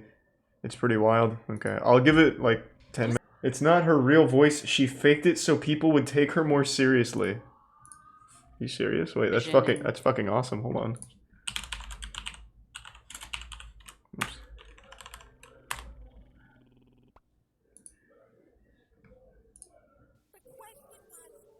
God damn it. There was a recent 2020. Her voice. What she could figure out. A surprising. It does sound Was fake. that it would likely cost her a few $1,000s to get these tests. Sounds like a kid trying to impersonate an older person for movie tickets. We hear a very different sounding Elizabeth. No, it hasn't. Well, if I use traditional words to describe what we're doing, it's hard. How does somebody do that, I wonder? Oh, this is The View. Jesus. Just fucking give me a clip. It was a stunning fall from grace. Elizabeth Holmes is the Stanford dropout who became a tech billionaire after claiming to revolutionize lab tests using a single drop of blood. Now, as she faces a criminal trial, people are asking what happened to her voice. Holmes now speaks with a deep, commanding delivery, but her former professor says she used to sound a lot different. We're learning more about Elizabeth Holmes, the one-time The tubes and tubes of blood that traditionally have to be drawn from an arm. But it turns out it may have been all an act, a put-on to make her sound more authoritative. People who knew her before she became the Elizabeth Holmes with that baritone voice, many of them do point to the fact that her voice definitely sounded different before. Graduate student. Okay, so they don't really have a clip. That's fine. Okay. Years is a light sentence, all things considered. She said, I don't know 600 times in the depot tape. Elizabeth Holmes answers travel like those dramatic in emergency rooms, hospitals, and provider offices. No. Was a Theranos manufactured device ever deployed in the battlefield? No. Was it ever deployed in a medevac helicopter? No. She was challenged sentence by sentence on what she told Fortune in that star-making cover story. Is the statement that Theranos currently offers more than 200 and is ramping up to offer more than 1,000 of the most commonly ordered blood diagnostic tests, all without the need for syringes. Was that statement correct? Reading it now, I don't think it is. And there was another significant... Jesus Christ. Thanks to resub Pie or Not and Cosmic Bukkake. God damn. I'd never heard of that. Ever. So this is a month old, which means there's nothing new, I imagine. I'll double check, but that actually was pretty crazy. You weren't lying. Oh, the trial's going on right now. Whoa, and listen to this headline. Former Theranos patient testifies blood test gave her false miscarriage diagnosis. So they're just bringing in a lot of people who got fucked by it.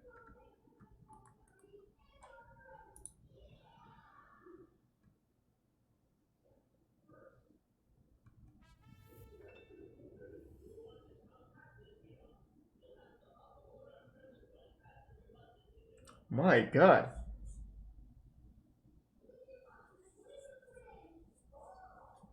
This is wild.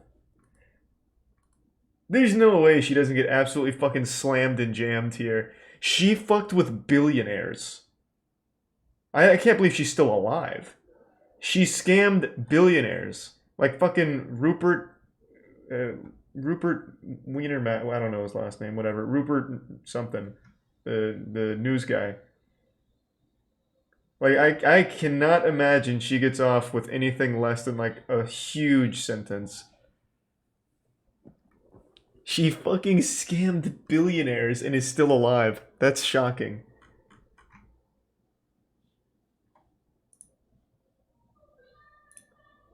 The fact she's even on the trial is mind-blowing to me.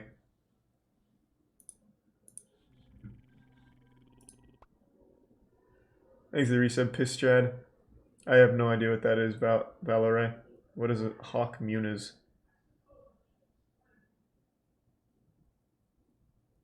No, I haven't seen that alphabet, and probably her, I would say. Thanks for the 5 gift subs, so tactical.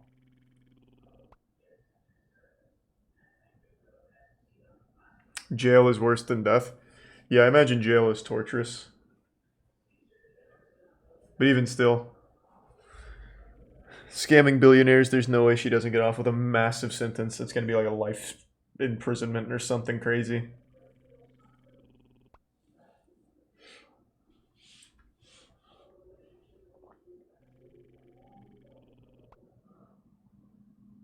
Okay, give me 1 second. I want to fill up my water real quick. I'll be right back.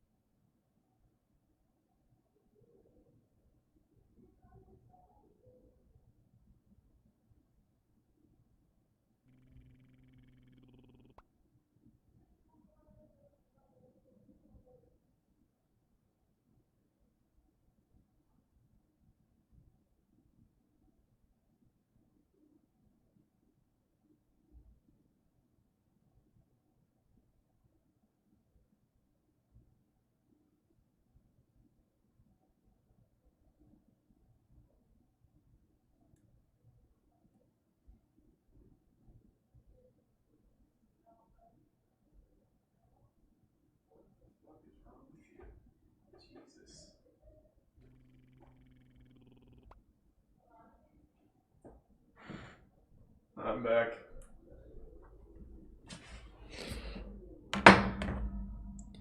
Thanks to the resub, Adrian, Asian boy, and Prime unknown user.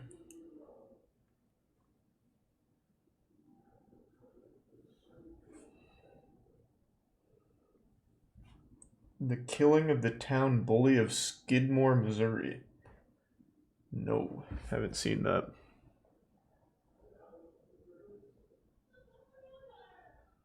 I've seen that Trek video, Disraeli.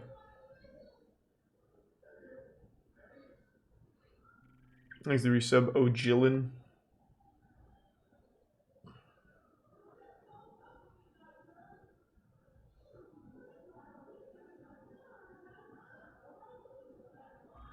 Thanks to the resub, Tonebone, and 5 gift subs, Calisence. Thank you, Calisence.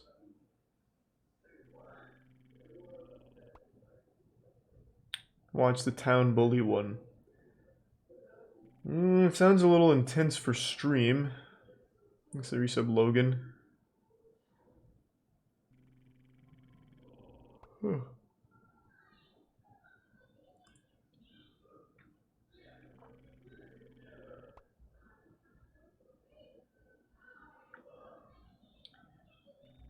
Weird US laws? Eh. Dark Secrets of Anime Exposed. That sounds pretty good. So this is from the same religious group that did the other one? For video games? Hello, I'm Scotty. And I'm Mikey. Hey, We're what's some up? of the producers of this anime documentary, and we wanted to share with you a warning with this project. Yeah, over the years, this is the most recommended topic we've got. Everybody wants us to expose anime, so it's about we started time. Doing some digging, and man, the stuff is dark. So if you don't really have a problem or you've never been exposed to anime, this might be a project that you should prayerfully consider whether or not you should or Prayerfully watch it. consider. If you know somebody that's really into this topic, That's then adorable. please share our video with them, as we feel like this is a very important topic to explore. Yes, so you have been warned. With that said, enjoy the show. Oh, sorry. Hold on. Let me see that rating. What was that? The show. Rated R for revealing the spiritual battle behind popular entertainment. I don't know if I'm ready for that. To be fair, they might be onto something. I think there is a lot of... Anime is like a gateway drug. Like, there's a lot of bad things that come from loving anime. Tiana downstairs just told me that she's been reading One Piece yaoi. And, like, reading hentai from One Piece characters. So, I think there might be some merit to this story, to be honest. I'm coming in here with an open mind because now I'm starting to really see that maybe there is some really awful things that happen when it comes to getting into anime.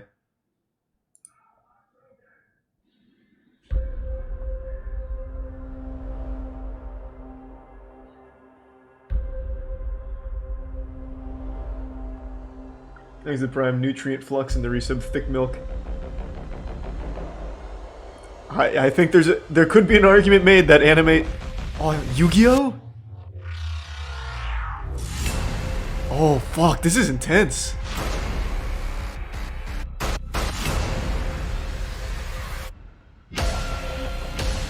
These are Prime Miracles. This is so good! This is like a good advertisement for anime. And then you'll get like a testimonial from Tiana about how she can't stop reading One Piece hentai now.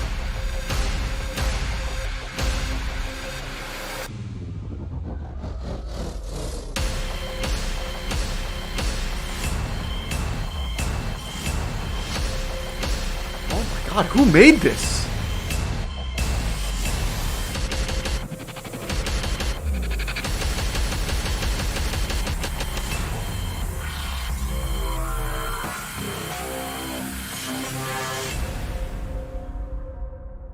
I'm ready. Open my third eye here. Maybe after watching this, I'll just be really religious. Yeah, isn't that crazy? There's a ton of it on Netflix now. I know, it's time to do a project on it. Mikey and I went to a local convention called Oh no! I was shocked at how many people are into it. Yeah, it's crazy just how many people have been asking us to cover it. I remember watching some as a kid.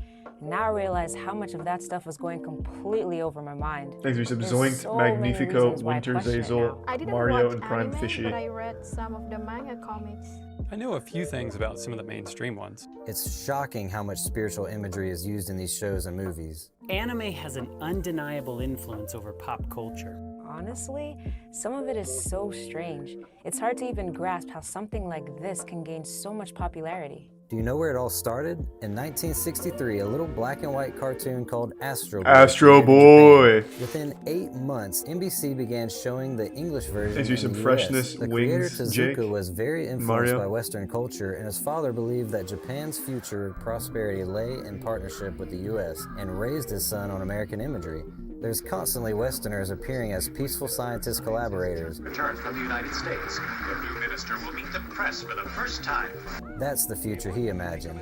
From the very beginning, he designed these cartoons to be exported, which is why we see so many Americans in the cartoon. Many other anime series were loved after that, such as Gigantor and Speed Racer, but in the 1990s, anime blew up in American pop culture. Speed Racer? Never heard that one. Oh, so nostalgic. I used to love Speed Racer. Kinda. It's I'm crazy how exaggerating. fast I used to anime really like gained it though. popularity in the US. In 2002, Boston was one of the first cities to hold a convention, and they only expected 500 attendees, but 2,000 showed up. Today, Los Angeles There's hosts Yusuf the Blazing annual and Anime Freshness. Expo with 100,000 plus attending. I remember in 2003, Yeah, I don't know, Squessy. Disney's Spirited Away won an Academy Award for Best Animated Feature. In the last 2 decades, imported anime series such as Pokemon, Sailor Moon, and Dragon Ball Z developed huge US audiences. Tons of movies have robbed their ideas from animes. Did you guys ever see The Matrix? Nope. Oh, yeah. What'd I miss? Well, you didn't miss much. It pretty much went downhill after the first one. Oh no, Wait, that's there's fair. more than one? Yeah. Okay, that's fair. I wouldn't recommend Reloaded it, is still but it good drew though. heavily from the style of manga and even released its own animated series called The Animatrix. Everyone thought The Matrix was so original, but it pretty much was a direct rip-off of an anime called Ghost in the Shell. And Ghost in the Shell was made into a movie. Quentin Tarantino had an entire anime scene illustrating a character's backstory in the first Kill Bill movie. You guys ever watched The Lion King? Did you know that was also a direct ripoff of the Japanese animation titled Kimba the White Lion? This is pretty contentious, actually. Originality? No! Tonight, we're proud to present. There's a lot of people that believe it is, and then a lot that believe it's Walt not. Disney Studios in his television network debut, The Lion King. Hello, I'm Michael Eisner, head of the Walt Disney Company. The Lion King is unique. Unlike our other Disney animated features, The Lion King is not based on any previously published fairy tale or literary work. Whoa, what? Michael Eisner is totally lying through his teeth. Wow, look at those characters are exactly the same. Yeah, even the scenery is strikingly similar. It's an original concept that was developed in the story department of Disney Animation. And like most Disney animated features, it took years to create and refine. So when does God come into this? More like originally it was ripped off of this Japanese animation. It really should feels be like they're just ashamed of defending itself. anime, really. They've made billions off this story. Billions with a B. Oh, and I bet they're not paying royalty checks for that one either. Even Warner Brothers did the same thing, stealing the original story from Tezuka with their release of Iron Giant in 1999, which was basically a reboot of the 1963 cartoon Gigantor. Originally, these I'd animations never appeared heard to be that pretty one. innocent cartoons. It's a misconception that animated productions are only made for kids. But that exists because aren't most animes marketed to young kids? Yeah, since they're all over Netflix Thanks, and Resub Cartoon Johnny Network, Horstick. tons of kids are getting sucked in at an early age. When we went to Conuga and interviewed fans about their favorite shows, this is what they said. I love anime. I love it. I mean, I can't watch enough of it. So describe love. That guy You seemed watch pretty it fucking every cool. week, Some of those year. tattoos were nice. Oh wow. Even more telling was the age that they were first introduced to it. So like, what was your first anime you watched? Naruto. Yeah, let's hear from you. Wolfsrain. Inuyasha. Every single one out there. Oh, everyone's having so much fun here.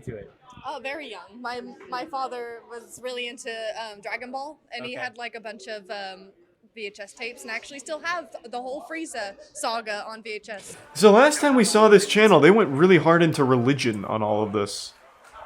This really just feels like an advertisement for anime.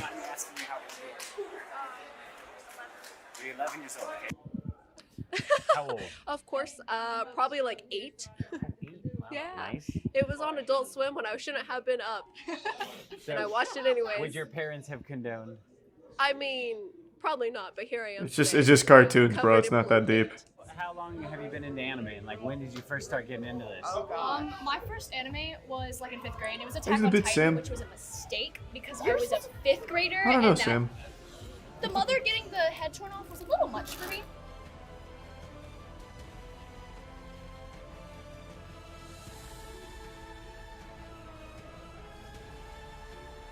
At this age, think of the shock and horror that something like this would happen to your mother. If I hadn't seen Attack on Titan and they showed me that, I would be right ready to watch it. I started watching it. These guys are doing great at promoting anime. It's on Netflix. I think you like it. And from there, I started watching like Death Note, a bunch of other stuff like that. Whoa, these guys are super young to be exposed to this kind of violence. So you're into anime. What was your first? Easy Tier 1 Potato Bread and Resub Daniel. My first anime. Don't know what that was is, Heaven's Marinami. Lost Property. Did he just say Heaven's Lost Property? Oh no. And that just kickstarted that genre, and then I branched off. You just opened a can of worms, buddy. 10, 11. Yeah. Wow. I would even say that there's tons of animes that adults shouldn't watch either. These cyborg chicks like fall from heaven, and it's a harem anime.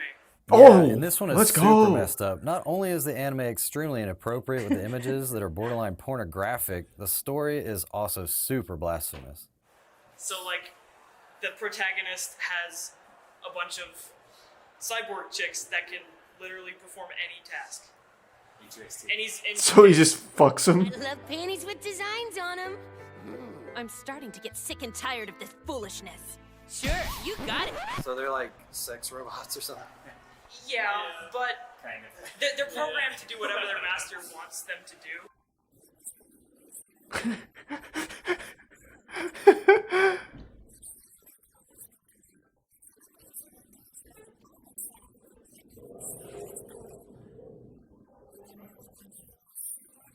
When do they start promoting religion? This is just an anime ad.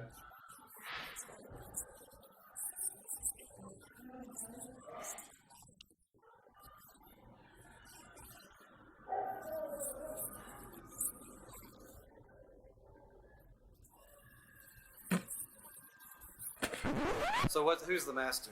These resub Platano and describe Nightlight. I don't know. He's like the tyrannical guy that lives. What do you mean, Kitsune? He's like the tyrannical guy that lives upstairs. Hey, Big T's, good to see you, man. Hope you're doing well. You'll remain my toy for as long as you live. What's wrong, good for nothing? Have you forgotten what comes next? This is the part where you beg, "Oh, please, master, please don't scrap me." You have your orders, Delta. And so that got you into yeah, that shot me down that Alright, I need to skip around. When does this get into, like, God discussion? Yeah, this is an this is like actual just 14. anime ad. I know, right? It's so not okay or appropriate for such young kids to watch. And everybody the whole we video. interviewed was super into anime. I mean, there wasn't even a single person who wasn't into it. And when asked yeah, you about went to the an anime appropriateness convention. of the violence or sexual content, they all had this to say. But there's some anime like I don't know, Kill La Kill and like Devil May Cry, like stuff like that. That it's not really meant for kids, but somehow kids are getting. I didn't even know Devil May Cry had an anime. Sort of like That's going on my to-watch list. This was helpful. Violence. I love Devil May Cry. Is extremely violent. It's very bloody, especially the end of it is very bloody. Yeah.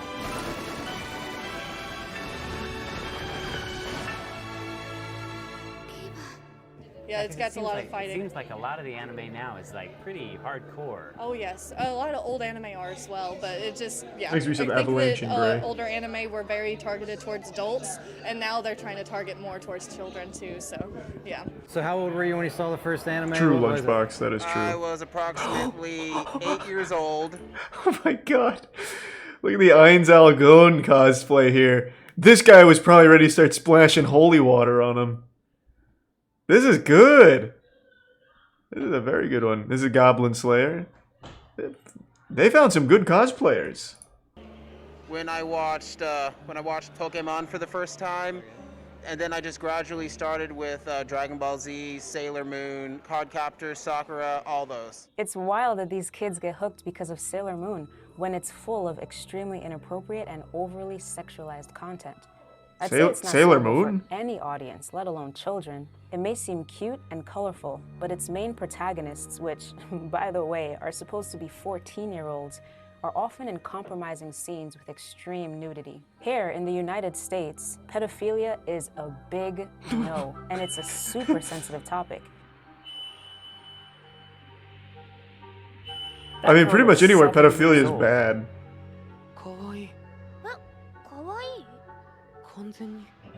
Way too early to be worried about boys falling in love with them. Yeah, when the animes have like young kids in there, then you just automatically assume that it's for kids. But because it's an animation, the twisted storylines usually fly under the radar. But kids pick up on these themes subconsciously. And yet pedophilia can be found across anime, as well as themes of incest, homosexuality, lesbianism, and transsexualism. And it gets even more weird when original Japanese anime is changed for US viewers. In Sailor Moon, Haruka and Michiru are lesbian lovers, but in the American version, they made them cousins. Oh. He's exactly the type who's supposed to have a pure heart and powers. We should make sure we watch him closely then. Leave it to me, cuz. Okay. But someone clearly didn't think this through because they left the scenes the same, only changing dialogue, leaving the impression that they are some sort of twisted cousin lovers. Usagi, or better known as Sailor Moon, is a middle school. Let's go, America, we did it! College student. That's like the most American shit I ever heard. Engaging in sex. Okay, this. We changed these characters to cousins so when they fuck it's even Maybe we should cooler. pause it. I'll get it. Let's fucking There's a go. taco delivery where there's a party in every bag. Did anybody order tacos? Tacos? No, I didn't order it, but that should definitely be what we have for lunch. Man, it looks like you guys having a What is watch this? party. Is this a skit? That's kind of weird. Hey. There's the prime Schuler and Risa Marshall in tennis. Is it? No, it's not. You see, we're Hey, True look, Sierra. I'm not judging, just dropping off some food. This is not 66 Broad Street, is it? No, this is 144 Narrowway. But can we put it in order? What is happening? Oh, yeah, sure. I'll be back later. Well, that was kind of awkward, but you know what's crazy? There are tons of reaction videos on YouTube where people don't find this scene disturbing. This isn't the only time that Usagi stayed overnight at her boyfriend's house. We should probably go wake Chibiusa. Let her sleep. Both of you can stay here tonight. This particular storyline is even carried over into later seasons of the show. There is even Is a this like scene new where Sailor Moon? Usagi's This looks love like much interest, more Mamoru, recent. accidentally kisses an extremely young 5-year-old Sailor Chibi, which, how do you accidentally kiss a 5-year-old? Hey, what just happened here? You there! What do you think you're doing? Why are you hugging my Check the dislikes. Mama? Yeah. They turned off comments. They always do. Usagi Which is a becomes shame. I'd like to jealous read when them. She thinks her boyfriend is falling in love with a grade school girl. It seems like It sounds like I anime. care about lately is Chibiusa. Do you like her? Do you think she's that cute? What? That's ridiculous. She's still in elementary school. She's just a little kid. So what if she's little? That doesn't matter in love. Yeah, that's disgusting. Okay. I agree. That's that's when anime gets hard to watch. I'm on their side of that. This is disturbing. You can clearly see that he towers over the little girl. Yikers, that's not something you want your kid exposed to. Oh, just wait, it gets worse. Even the villains in the series are gender-bending teenagers. The Sailor Starlights are 3 Sailor Senshi from another Yeah, they star hate system homosexuality looking and for their all of missing that. princess, They're which really lands against them it here. on Earth to find her. In their civilian forms, they are biological men who created a boy band called 3 Lights. So it's kind of like the Spice Girls meets NSYNC? Now that would be weird. They become female when they transform into their Sailor Senshi forms. Additionally, their leader is clearly in love with Sailor Moon, which is super confusing to the viewer because their genders constantly change. This sounds like something from 2020, but it came out nearly 30 years ago. You know, the Bible has a lot to say about sexual immorality. 1 Jesus. Thessalonians 4:3-5 says, "It is God's will that you should be sanctified, that you should avoid sexual immorality, that each of you should learn to control your own body in a way that is holy and honorable, not in passionate lust like the pagans who do not know God." Amen. Great text, Keith. Along with all the adult-themed relationships, there are a ton of Hey, you questionable killed it, Keith. messages and occult references. Thessalonians, that are it very gets nuts. problematic for any Nice, Keith. Christian. I'm talking about magic, sorcery, spells, and reincarnation. Hey, thanks for the Even 10 gift subs, underage Ray. drinking of Appreciate it. alcohol. Thank you, Ray. It's very nice The to Prime meet wait your on. acquaintance. That doesn't sound right. Glad to know you? Look at them. They're not having any trouble. The book says in a situation like this, have something to drink. Here goes. You know, the Bible is very specific not to have anything to do with witchcraft. In Deuteronomy 18:10-12, it states, True. "There shall not be found among you anyone that maketh his son or his daughter to pass through the fire, or useth divination, or an observer of times, or of an enchanter, or a witch, or Yeah, a we don't charmer, like or that. a consulter with familiar spirits, or a wizard, or a necromancer. For all that do these things are an abomination to the Lord. Because of these abominations, the Lord God doth drive them out from Sounds like he's a before little you." insecure When the that Bible uses a the witch word might be more powerful than abomination, him. It literally means that I don't God like that. hates those things and that he would excommunicate the people if they engaged in such activities. Do you guys notice the symbols on their forehead? Look like they are taken from astrology. Check this out. Wow, it reminds me of when the book of Revelation describes God's people having a seal on their foreheads and the wicked having a mark of the beast in their foreheads. Also, like the opening of the third eye in Eastern and New Age religions, there's a ton of demonic possession in this show. At one point, Sailor Moon cries out to Saturn, which is completely pagan, and in some ancient writings is a reference to Satan. What? Ancient writings, how would they even know about Saturn? They didn't have fucking telescopes back then, idiots. The character Tuxedo Mask blasphemously calls Sailor Moon the Messiah. Notice that there are 5 sailor girls, each named after different These are planets. some tactical. The number 5 in the Wiccan religion tease. represents True. the 5 points of the pentagram. Oh. Hey, speaking of Wicca, these magical girls are even called guardians, Uniting our hearts to fight as one is what makes us. Man, they're blowing this wide open. which is Wiccan lingo for the watchtowers that correspond to the 4 directions and the 4 elements. When the watchtowers are invoked, it symbolizes the connection to all things that exist, the What? 5th element being spirit. The series borrows concepts from the Bible, such as the Tree of Life, which What? is depicted in this show as a god-like being who was alone in the universe and then created humanoid people because it was lonely. The people eventually become evil and corrupt, resulting in the tree weakening and seeking help from Sailor Moon to regain power and be reborn. Man, how twisted is that? God created humans. John 1:3 says, all things were made through him, and without him, nothing was made Well, that was if made. John says so if it, the tree it's probably created the right. humans, this is a blasphemous depiction of the true God, making it seem as he can be weakened by his own creation, and then he needs to seek help from the pagan witches in order to survive. You know, another anime that sugarcoats Let's the go! occult is Dragon Ball Z. Have you ever seen this one? Oh, Fuck I remember yeah. watching that as a kid. Yeah, a bunch of people we interviewed at the convention said they started watching anime Is it because Prime of Purple? that show. You know, this show's been around since the mid-90s. Yeah, I actually and knew there's that, ton Tease. A lot of episodes, somewhere in Christians the weren't range allowed to of, read like, Harry Potter. 600 plus in total. Wow, that is a serious investment of time if you watch all of those. You're not kidding. Right, and listen to what this particular fan, who has hundreds of thousands of subs, says about the show. Notice that these videos have millions of views. This just shows the impact this genre has on the public. Toonami was nothing less than a revolutionary siren call for a generation. I knew Super Eye Patch Wolf was a Replacing demon. the older, more traditional Power Anti-Christian. Zone with a block filled nearly entirely with Eastern properties, such as Gundam Wing, Outlaw Star, and Sailor Moon. Up until now, the only real way to consume these shows was through trading VHS tapes or downloading low-quality fan subs online. But now, God, this anime video is being so well broadcast made. directly into our living room. It's so good. And it was mind-blowing. And at the center of this movement and Toonami's most popular show was Dragon Ball Z.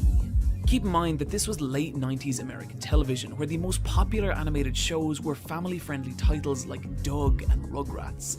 And Both by good shows, though, comparison, to be fair. Dragon Ball Z was shocking. The show felt like a gateway into an entirely different world, a violent and even dark place, one of insanely powerful villains that committed genocide with barely a second thought, and horrific alternate futures, where our entire cast of heroes, as well as the vast majority of the human God, race, that Super had been 17, wiped or out not by Super malevolent 17. psychopath Future androids. Trunks It was a movie was series so where good. People could suffer grave bodily injury and heroes could die.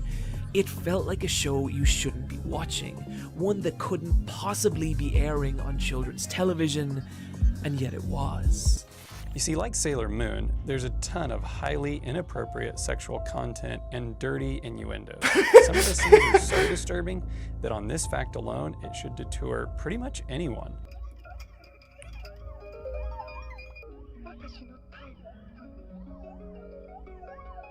Thanks for the 10 gift subs, Tease. I appreciate it, man. Thank you for the generosity tonight. Wait, is this still Dragon Ball? What the fuck is this?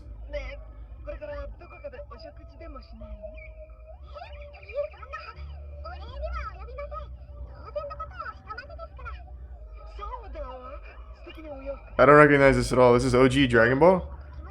I watched all of OG Dragon Ball and don't recognize this shit.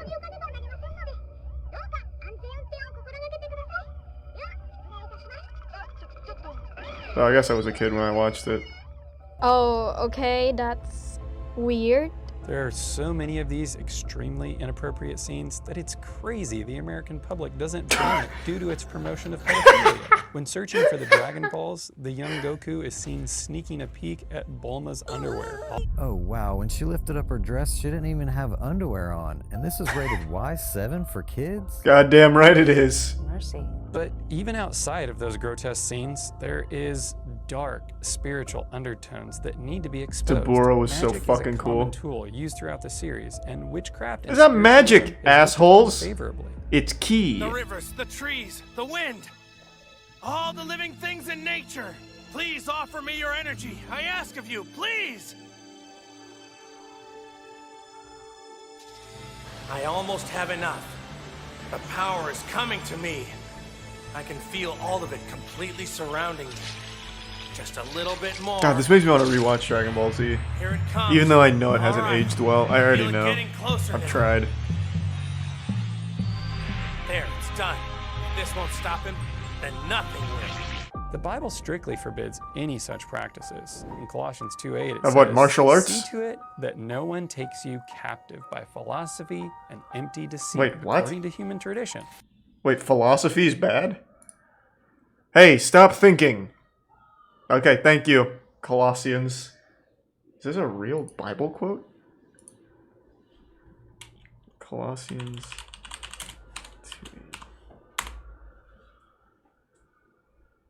2. Let's see.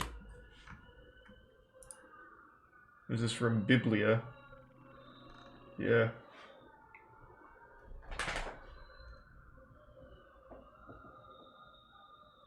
Man, Colossians seems like a giant fucking simp.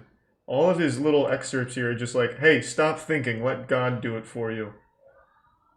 Beware lest any man spoil you through philosophy and deceit, after the tradition of men, after the rudiments of the world, and not after Christ.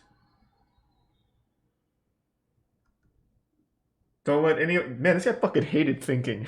Don't let anyone capture you with philosophy and high-sounding nonsense that come from human thinking and from the spiritual powers of this world rather than Christ.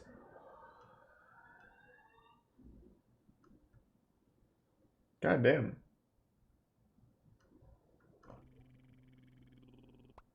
Man, he fucking hates philosophy. Be careful that no one takes you through philosophy and deceit. Good God. He hates it. This guy's very upset. Thanks to the resub Dolphin, Mavs World, and the Prime Jack. The resub Comrade. You captive by philosophy and empty deceit, according to human tradition, according to the elemental spirits of the world, and not according to Christ. For example, the witch character Baba is referred to Yeah. as fortune teller Baba. Baba is an insulting word in Japanese that means old hag or old witch. And Baba uses a crystal ball to see into the past, present, and future, something the Bible condemns as an abomination to God. Why? Like when King Saul summoned the late Samuel through a medium, in reality, he was speaking to a demon. Yeah, although I've seen a couple episodes, I still don't understand what this anime is really about. Let me see if I can... Did you even watch it? It's just about, the like, mission of the strong characters is to dudes collect fighting 7 dudes. Dragon balls that are hidden all over the earth in order to have 2 wishes granted by the Dragon Lord. The theme song repeatedly chants the phrase, Yeah. The book of Revelation called Satan a dragon. So basically they are asking Satan to get them. The story centers around a What? young alien. Did they even read the Bible? What? Since when does the Bible talk about dragons? He was just a serpent. That's just your interpretation of it. Unless I'm misremembering.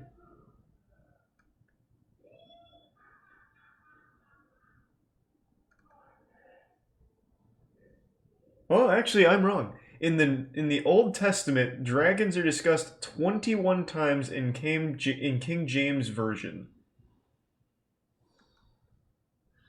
Well, so I guess there are dragons in the Old Testament and LeBron James, it sounds like. I was not well read on the Bible, I guess. All those Sunday school days did not pay off.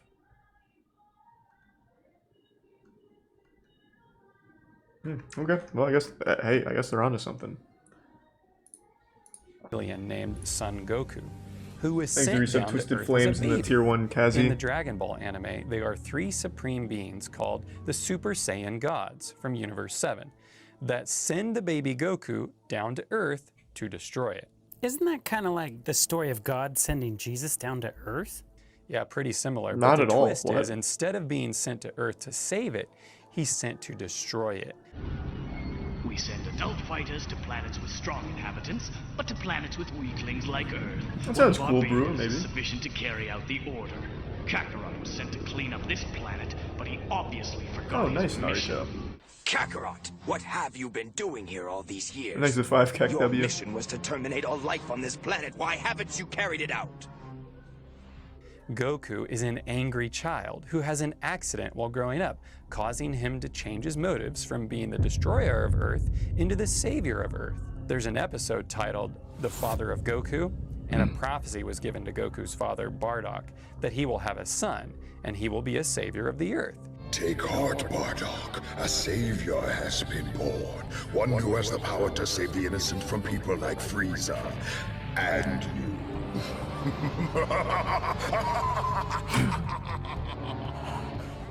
Cool prophecy. Someone else who wanted to become more powerful than 3 supreme beings.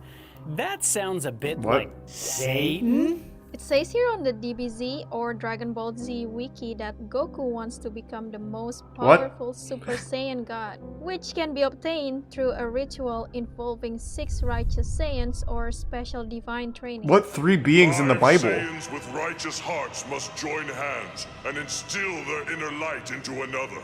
With his friend's energy flowing through him, this Saiyan shall then take the form of a Super Saiyan God. Let's go! Focus on channeling your inner Yeah, I don't light watch as a dad. Dragon Ball From Super, your heart. so I don't know this part.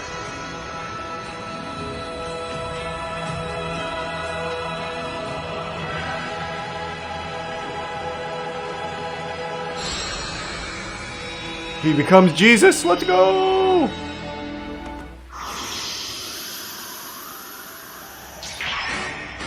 Oh, they're gonna That's say right, he looks Michelle. like Satan. Now you're seeing who this really is. In the end, Goku takes the war back to heaven and destroys it.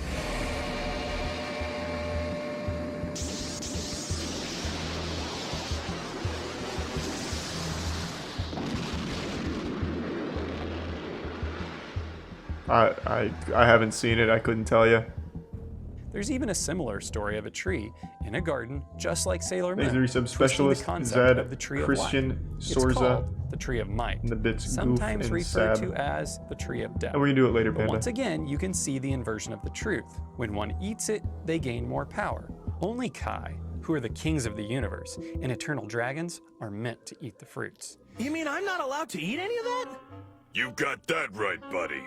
That tree there, it belongs to the great King Yama. I'm surprised they're not mad about his shirt saying hell.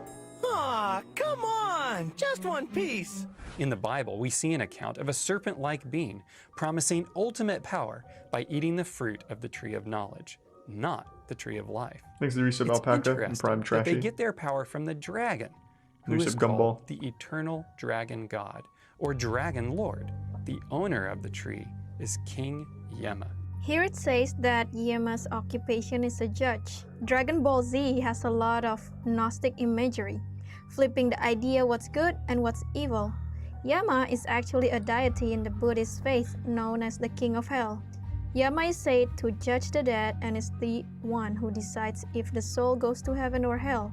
Seems pretty Gnostic if you ask me. It sure does. And so on the surface, Goku may seem like a Christ type, but when you really compare him with the Bible, he actually shares more characteristics with Lucifer. I mean, he gambles Goku is with the really a universe type all of the saint, time, so yeah, which he's is not like made to super appear cool like a for savior like of humans. the people. Kind of His sucks. son Goku's character He just is like based gambles on with the Chinese universe just for a mythological fight. character called the Monkey King, who in the myth gets invited to heaven and believes he will receive an honorable place as one of the gods, but is instead made the protector of the horses, essentially a stable boy, which is the lowest job in heaven. True He username, rebels and yeah. proclaims himself the great sage, or heaven's equal. Which so Oh, happens. and I gotta go pee. God damn it, I was holding it for a minute. This is such a fucking long video. I don't even know if I want to finish it. But it is, I love the way it's put together. I'll be right back. Give me 1 minute.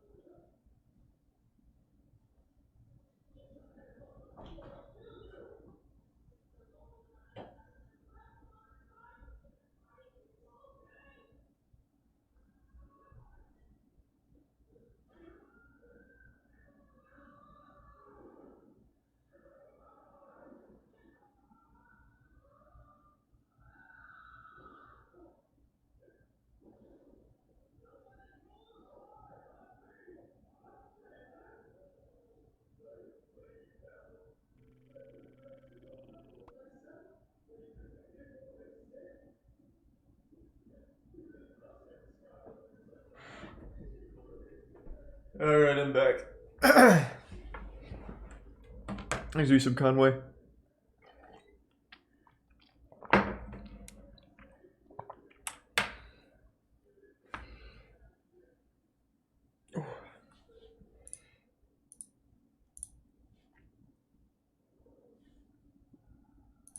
Give me 1 sec.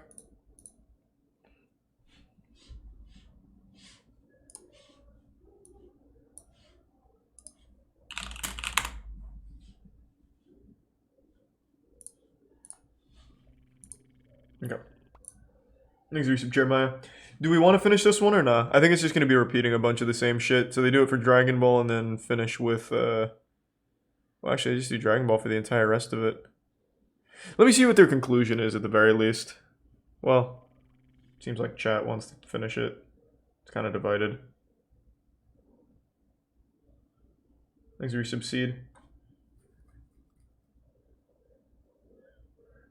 I'm not going to pull it. I just kind of want to see how it ends. It's just going to be a lot of repeating points.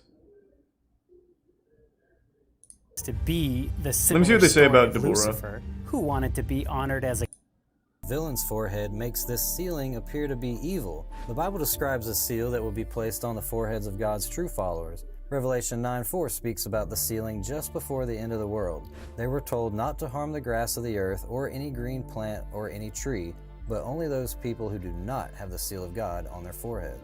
Like the villains King Cold okay, and whatever. Frieza, Vegeta is part of a trinity as well, the Saiyans. The father's name is King Vegeta, and his son's name is Prince Vegeta. Evil. There is yet another trinity in this saga, Bibbidi What's Bobbidi wrong with... and Boo. Bibbidi Bobbidi and who? I mean, what's wrong with trinities? Well, Bibbidi Bobbidi Boo is a magic spell cast in Cinderella. Oh yeah, you're right. It does have something to do with magic and sorcery. There are many parallels with the Godhead in these three as well. As you can see, there's the sigil in their foreheads and on their clothing. And they are all from a planet called Planet Alpha, which is in Universe 7, and is shown to exist in the heavens. God calls himself the Alpha and the Omega. Wait. What? Number 7.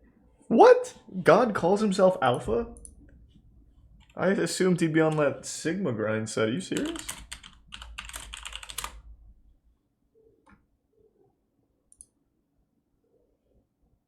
Oh, yeah. Yeah, the Alpha and the Omega. It's used as a Christian symbol as well. Damn.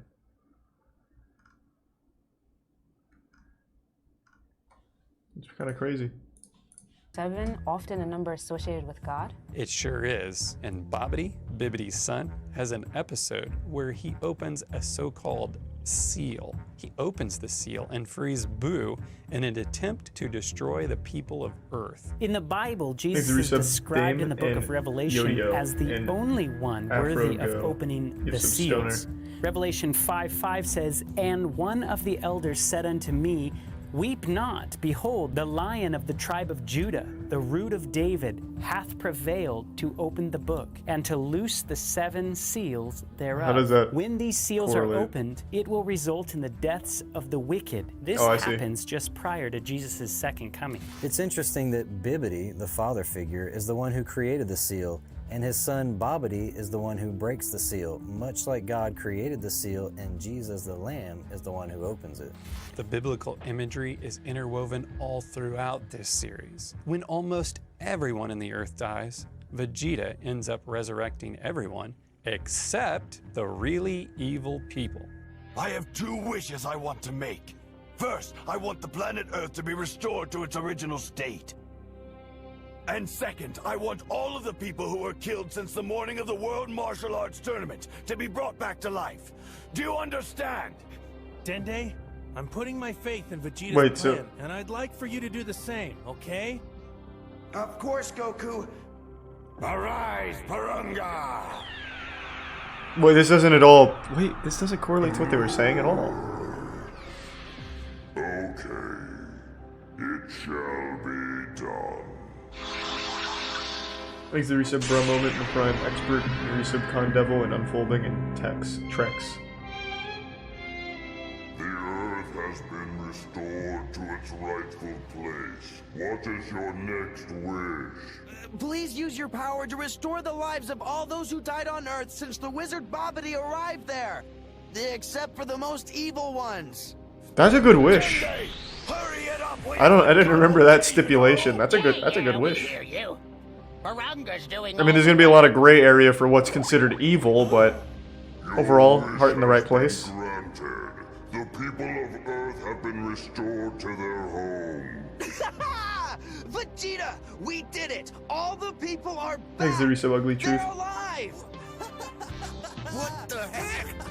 I'm alive! Okay, let's skip to this. As Angel 9, it says, been engaged in ever since. Now that's a great comparison, Mikey, because the Bible says in Revelation 12:7-9, it says, now war arose in heaven, and Michael and his angels fought against the dragon, and the dragon and his angels fought back. But he was defeated, and there was no longer any place for them in heaven. And the great dragon was thrown down, that ancient serpent who is called the devil and Satan, and the deceiver of the whole world. He was thrown down to earth, and his angels were thrown down with him. That's rough. Just like Sounds like he got Goku fucked. was cast down to earth. Even when the prophecies in the Bible foretell the ending of this conflict, Satan and his angels refuse to stop fighting. That's why, in the end of the story, Goku brings the war to heaven. Goku is a representation of Satan, that ancient serpent, the great dragon. Oh wow, the DBC fandom even says that Goku's son lives in Satan City. Satan City? Wow. Dragon Ball Z teaches an inverted gospel, which makes Satan the hero while demonizing the Trinity. Hey, that was Mr. Satan. Mom, it's Mr. Satan. I recognize that voice. They're on to something, I think. Right, wow. Well, maybe they have a point. Whee! Satan! Thanks to Mr. Satan, the long-awaited energy has finally arrived from Earth. Would you really expect anything else from the Dragon team? Speaking of inverted gospel, you guys ever heard about the anime Neon Genesis Evangelion? Oh, we're not ready for that Neon one. Genesis Greek for, is it New Beginning?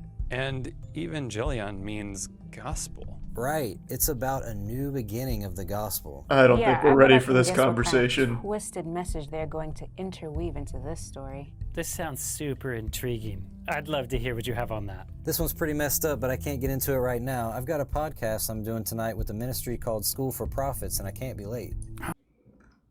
Tell me he made that video. I would love to hear his interpretation of Evangelion.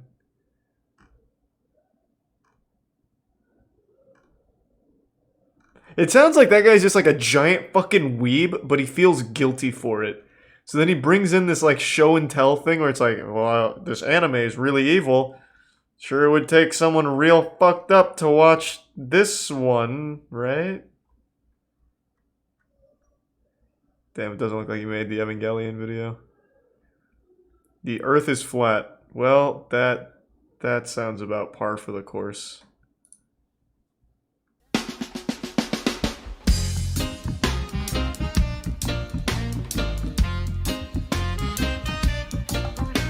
Is it a song?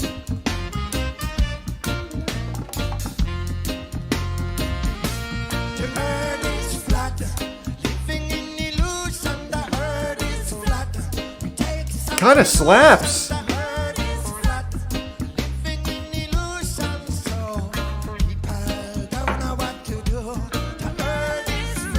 Thanks to the 3 gift subs, Jellyfish. You gift sub ejaculating sloth.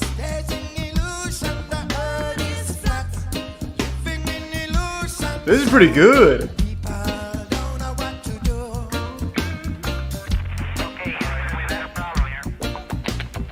Okay. That was nice. That's gonna be stuck in my head now.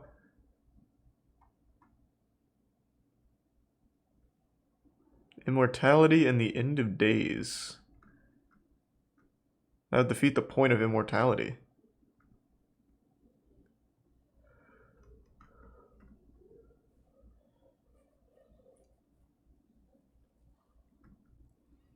The Legend of the Donkey's Cross.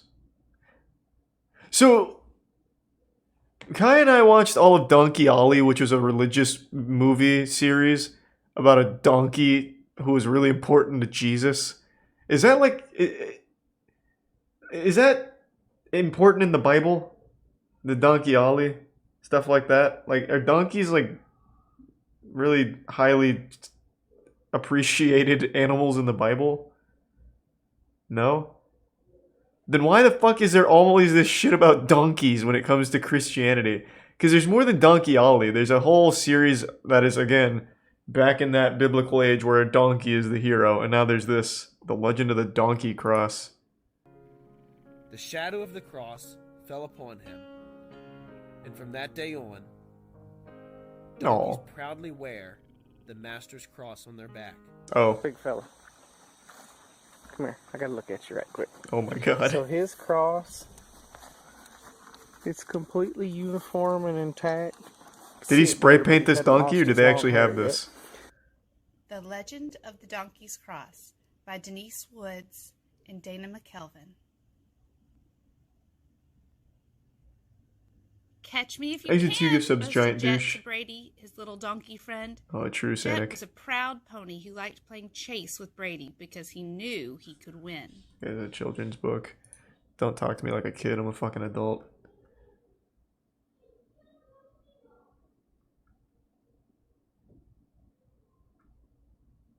Why Leviathan is not a dinosaur. Okay, I'm curious. Can you draw out Leviathan with a fishhook, or press down his tongue with a cord? Nothing on earth is like him, one made without fear. They do tier 1 anything. The most substantial description we find of this creature comes to us in Job 41. If you go read that passage, you'll notice how frequently and emphatically it is stated that this dragon is a fire breather. Boys and girls, the Bible green. is talking about a creature that Green breathes Rex. fire. And thanks to the resub Now, surf. people say to me, Mr. Ham, you don't really believe that. How can you trust the Bible, an animal that breathes fire? Hey, you know what? There's a little beetle in today's world called the bombardier beetle. And the bombardier beetle actually has twin cannons in its rear end, so when a frog comes up to eat it'll mix chemicals together and blast out fiery gases at 212 degrees Fahrenheit. I think the little beetle could do that. I think you could have a fire-breathing dragon, don't you? Absolutely. No. Creature. No, what? It's a fucking beetle that shoots fucking like a tiny stream of moderately hot liquid. It just shoots cum hot. That's a very large leap from a beetle's asshole that pee-pees and it's warm to a flying fire-breathing dragon. It's boiling hot. No. We even watched something on the bombardier beetle. It's really overhyped.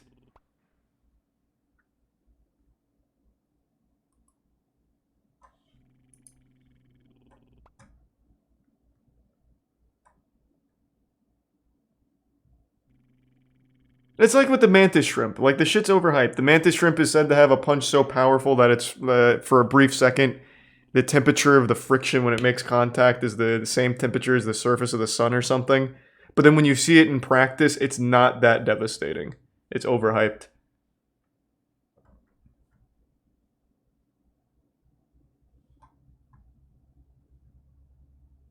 Or, yeah, the mantis shrimp is the bullet shrimp, right? Yeah, I'm not mixing it up. Or the pistol shrimp, that's what I meant. Mantis shrimp, pistol shrimp, they're the same thing, right?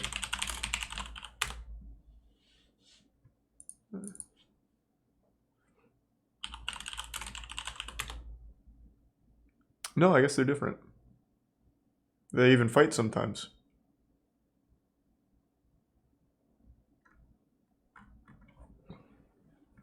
Thanks to tier 1 BDB War and the resub Gickle. Oh, that's cool, Sully. That's wholesome. Thanks to tier 1 Green Rex and the resub. Polar. Do we do ghost vids yet? No. I'll check what Crypt TV's got. I've got the fucking Earth is Flat song stuck in my head now, though. It's rough. It's just an American Horror Story promo.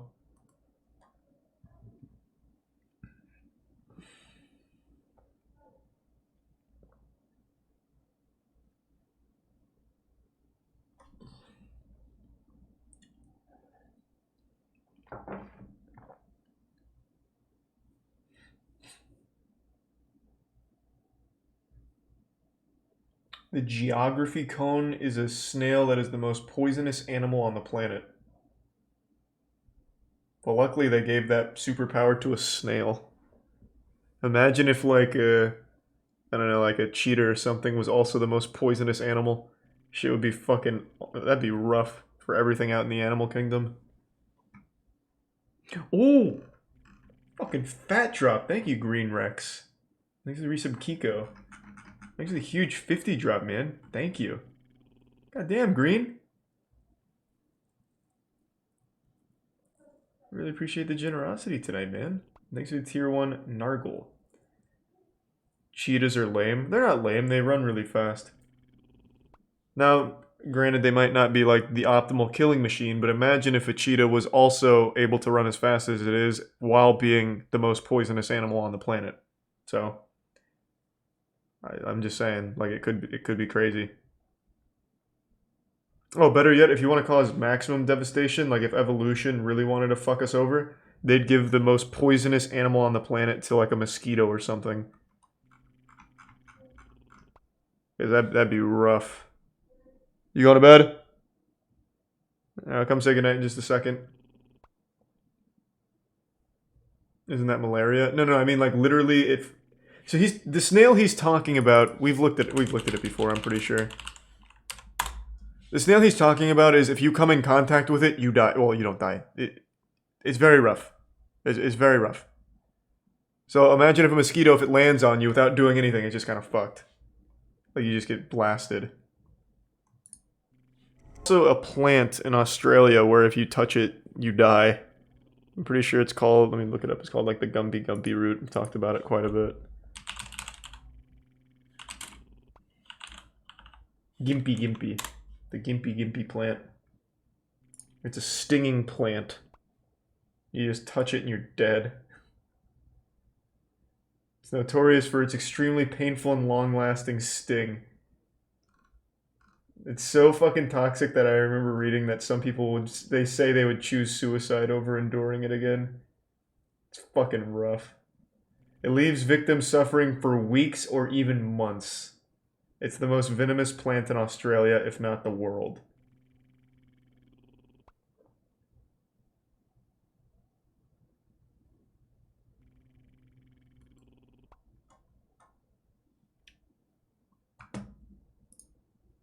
Is it tier 1 barking lobster and tier 1 0 on Wii?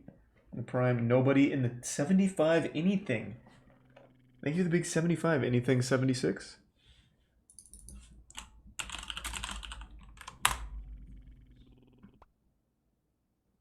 Wait, when the... Kevin is a maniac! He touched the Gimpy? This video is sponsored by Keeps. Hello, Mr. World. How did I miss this one? Plant in the world. I see you're covered with a nice, luxurious head of stinging, painful hairs. I have a question for you. I know you're just a baby now, but what happens when you grow up and you lose all those luxurious, stinging hairs on your head? I bet Kevin not only touches it, he eats guys will it. experience some form of male pattern baldness by the time they're 35. And if you were a human and I had a medical degree, chicken foot. I could help you with that. But with Keeps, you can get treatment in your own home and have all your information reviewed by a licensed medical doctor who will ship out your treatment right to your door every 3 months. Keeps is also affordable because it uses He just shoves it up his ass. and has already been FDA approved for hair loss treatment. Do you know what this plant and Keeps have in common? It takes 4 to 6 months to see improvement. So the sooner you start, the more improvement you'll see and the more hair you'll I'll let his ad see. ride. I So love if you're Kevin. ready to take action, go to keeps.com/backyard or click the link down below. Thanks for the gift sub, Neil. And the 5 gift subs, miracles. Thank you. That's keeps.com/backyard. Today I found out there's a plant that holds the title the world's most painful plant, and I guess I kind Yep, of already Gimpy. knew that this would happen, but I didn't know exactly how bad this plant could be. Spoiler alert, its nickname is the suicide plant. Gimpy, as it's called, is native to Australia, and just how bad is it? Well, let's ask the locals. Like being burned by hot acid and electrocuted at the same time. Did meth, got naked to skinny dip in a lake, fell into Gimpy, 2 to 3 weeks for them to return to normal, pain continued for several months. Used a leaf as a toilet paper, ended up shooting himself. I'm going to touch this plant. We're going to go touch a bunch of different plants. I hope he crushes so it. First up is a native plant in Florida. It grows in a park nearby, so I think this would be a good place to start our adventure. We're in the jungle of Florida looking for a painful plant. How do you pronounce that? Cynderoscola stimularois. Nidoscola sorens var. First try! Alright, so this is it. We found it. He just right snorts here. the gimpy The plant gimpy. is Yeah, I covered like in a that. bunch of little hairs, but these are actually needles, and they're filled with a bunch of things like formic acid and histamine. And when you get hit by the plant and the needles break inside of you, it releases all that, and it hurts and it itches. So I've got the leaf right here, and you can see all of the little hairs on it. You can see that they're kind of soft. I can move them around with my finger. They won't stick into my finger, but I guess I'm gonna put it on my arm. So I'm just gonna put it on like that, slap it. Oh, what an animal! All right, who's next? Peter? I'm gonna pass. Peter reluctly agreed to test the plant, and Will bravely took it head on. I'm William Osmond, and this is the world's most dangerous salad. Why are we doing this? It can't be that bad because they were. Yeah. This was filmed around the time that they went to our warehouse. You can feel them like digging into you. You can see it's getting a little red already. Already? Yeah. Yeah, that's not great. You You're see getting that? welts. It doesn't. Dude. It doesn't hurt. Oh. I mean, Oh. it kind of hurts, but it doesn't really hurt at all. Mine's got just red dots. Yeah, I've got red dots too. You have more welts than me though. Mine's just a bump. Okay, so overall, we would rate this plant a 2 out of 10. Peter says the mosquitoes are worse than the plant. The finger rot gets a 2. Now let's move on to the fishtail palm. How's that? I ain't touching that. What is this? All right, so this is called the fishtail palm because this kind of looks like a fishtail, I guess. So I didn't know that this plant was Is it poisonous retro? until I was trimming it one time, and the sap got on my skin and it started burning. And I heard that the berries are actually a lot worse than that. Are they edible? Oh no. But what do you mean by no? I mean like, oh no, Like they're they not would- edible. Like, What do you think it tastes like? pain. Inside of this plant, there's a bunch of I hope he needles eats it. in the I sap, bet like William eats it. microscopic needles in the sap, and when they get on your skin, they go into your skin. Just and they poison start ivy? burning. And if you break it open I and you guess. look at the like liquid inside of the berries, you can actually see the little needles on the inside. If you hold it up to the light, it just kind of shimmers.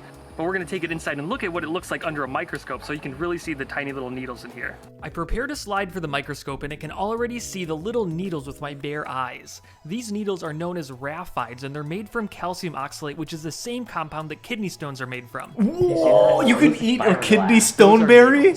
There's still a little scientific debate whether the pain is caused purely from mechanical irritation of the crystals or if some of the plants lace them with a poison.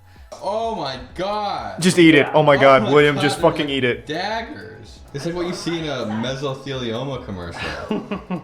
Now the real question is how much does it hurt and what does it feel like? So we applied a small amount to our arms and we were kind of underwhelmed at first until... Kind of starting to feel it. It just hurts. Like, I feel like it's very uncomfortable. It just keeps kind of getting worse, doesn't it? It's like not pain, it's itch. It's annoying. It's really like, annoying. It really, really, really itches, and I like don't know how to make it stop itching. Oh, it's itchy, dude. It itches. I'm like scratching all around Oh. it. I really want to scratch it.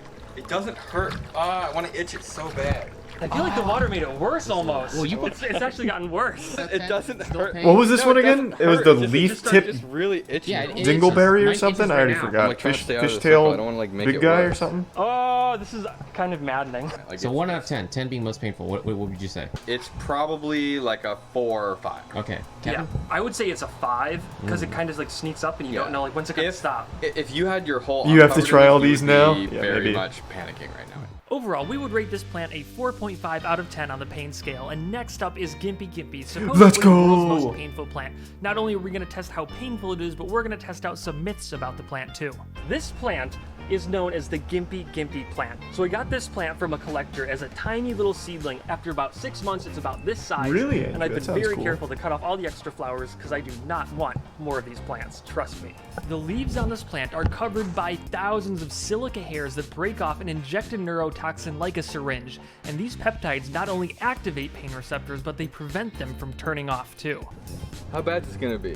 I would like rub your arm against it until you feel a spike. Is there a sub ghost? Oh, did you feel it? I felt the spike. All right, let me. Oh my god. Oh my god, it immediately hurt. It's like I got stung by a bee.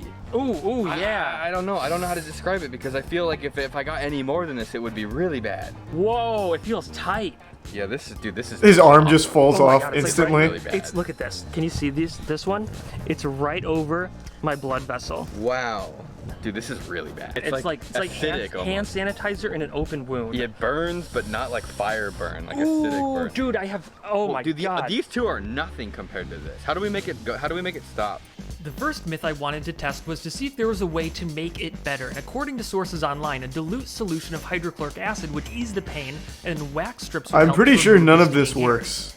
hairs. I'm not feeling any relief. I'm feeling like it's actually... We talked about this shit on the podcast. Unfortunately, the Jackson acid brought didn't it work, up. or we just didn't treat the area long enough. And we didn't have wax to try, but I don't think it would have worked anyway because the stings make your arms sweat so much that the tape wouldn't even stick.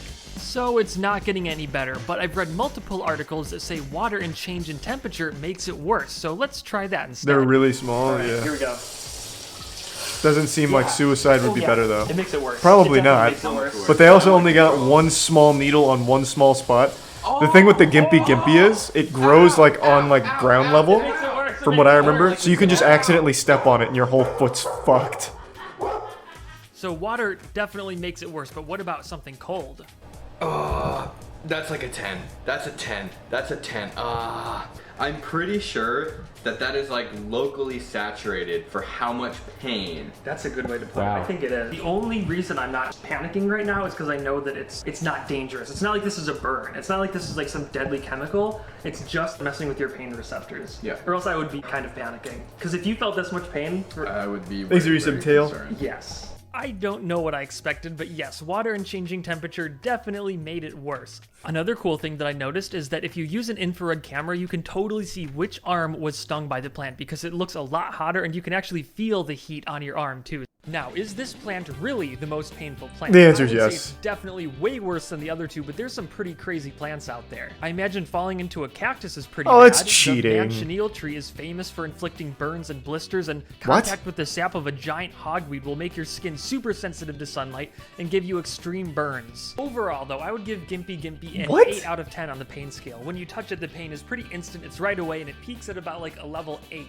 The best comparison I could come up with is each stinger feels like a fire ant sting. By the end of the day, I would say the pain is like a 1 or a 2, and the next morning, the pain was pretty much non-existent, unless if you touched the area, got it wet or cold, the pain would instantly shoot up to like a level 9, which I would say is like a wasp sting or something, but it didn't stay there for long. It was kind of just like, ouch, and then it came Thanks right to tier back 1, down. she loves This stage Sosa. of hypersensitivity tapered off a little slower. After about a week, water and cold didn't really bother me anymore. So but taking I a could shower definitely must still have feel been the needles in my miserable. arms for at least 2 months. It was kind of like a little fiberglass. It didn't really hurt, but it was just kind of annoying and sensitive. So overall, what did we learn from this video? Shit hurts.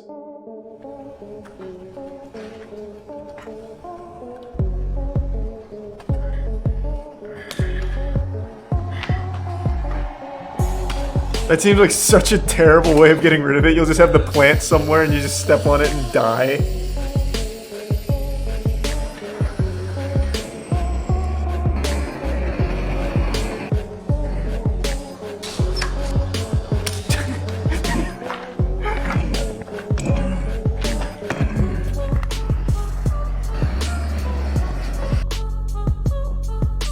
God, that's so hardcore. Kevin and William are so fucking cool for doing that. God damn it. I wish I had the balls to do something like that. Give me 1 second. I'm gonna go say goodnight to Tiana now. I'll be right back.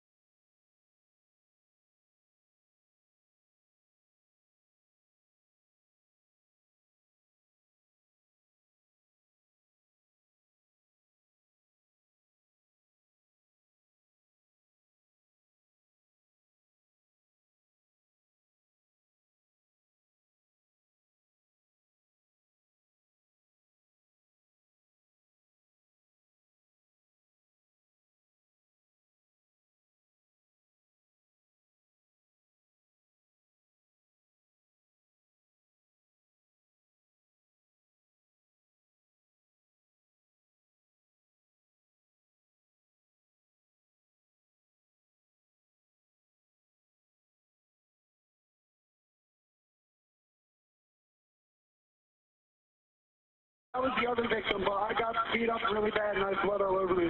Latham Holy is claiming shit. self-defense. It's not self-defense. If it was self-defense, he would have entered the house and never came back out, and he would have called the police. Latham is now charged with aggravated manslaughter. Yeah, that sounds like a TikToker. 100%. Zachary Latham Rough. is free on bond pending trial. The dead man's two sons have also been charged with assault and trespassing. Wait, what? I'm assuming his two sons tried to beat his ass?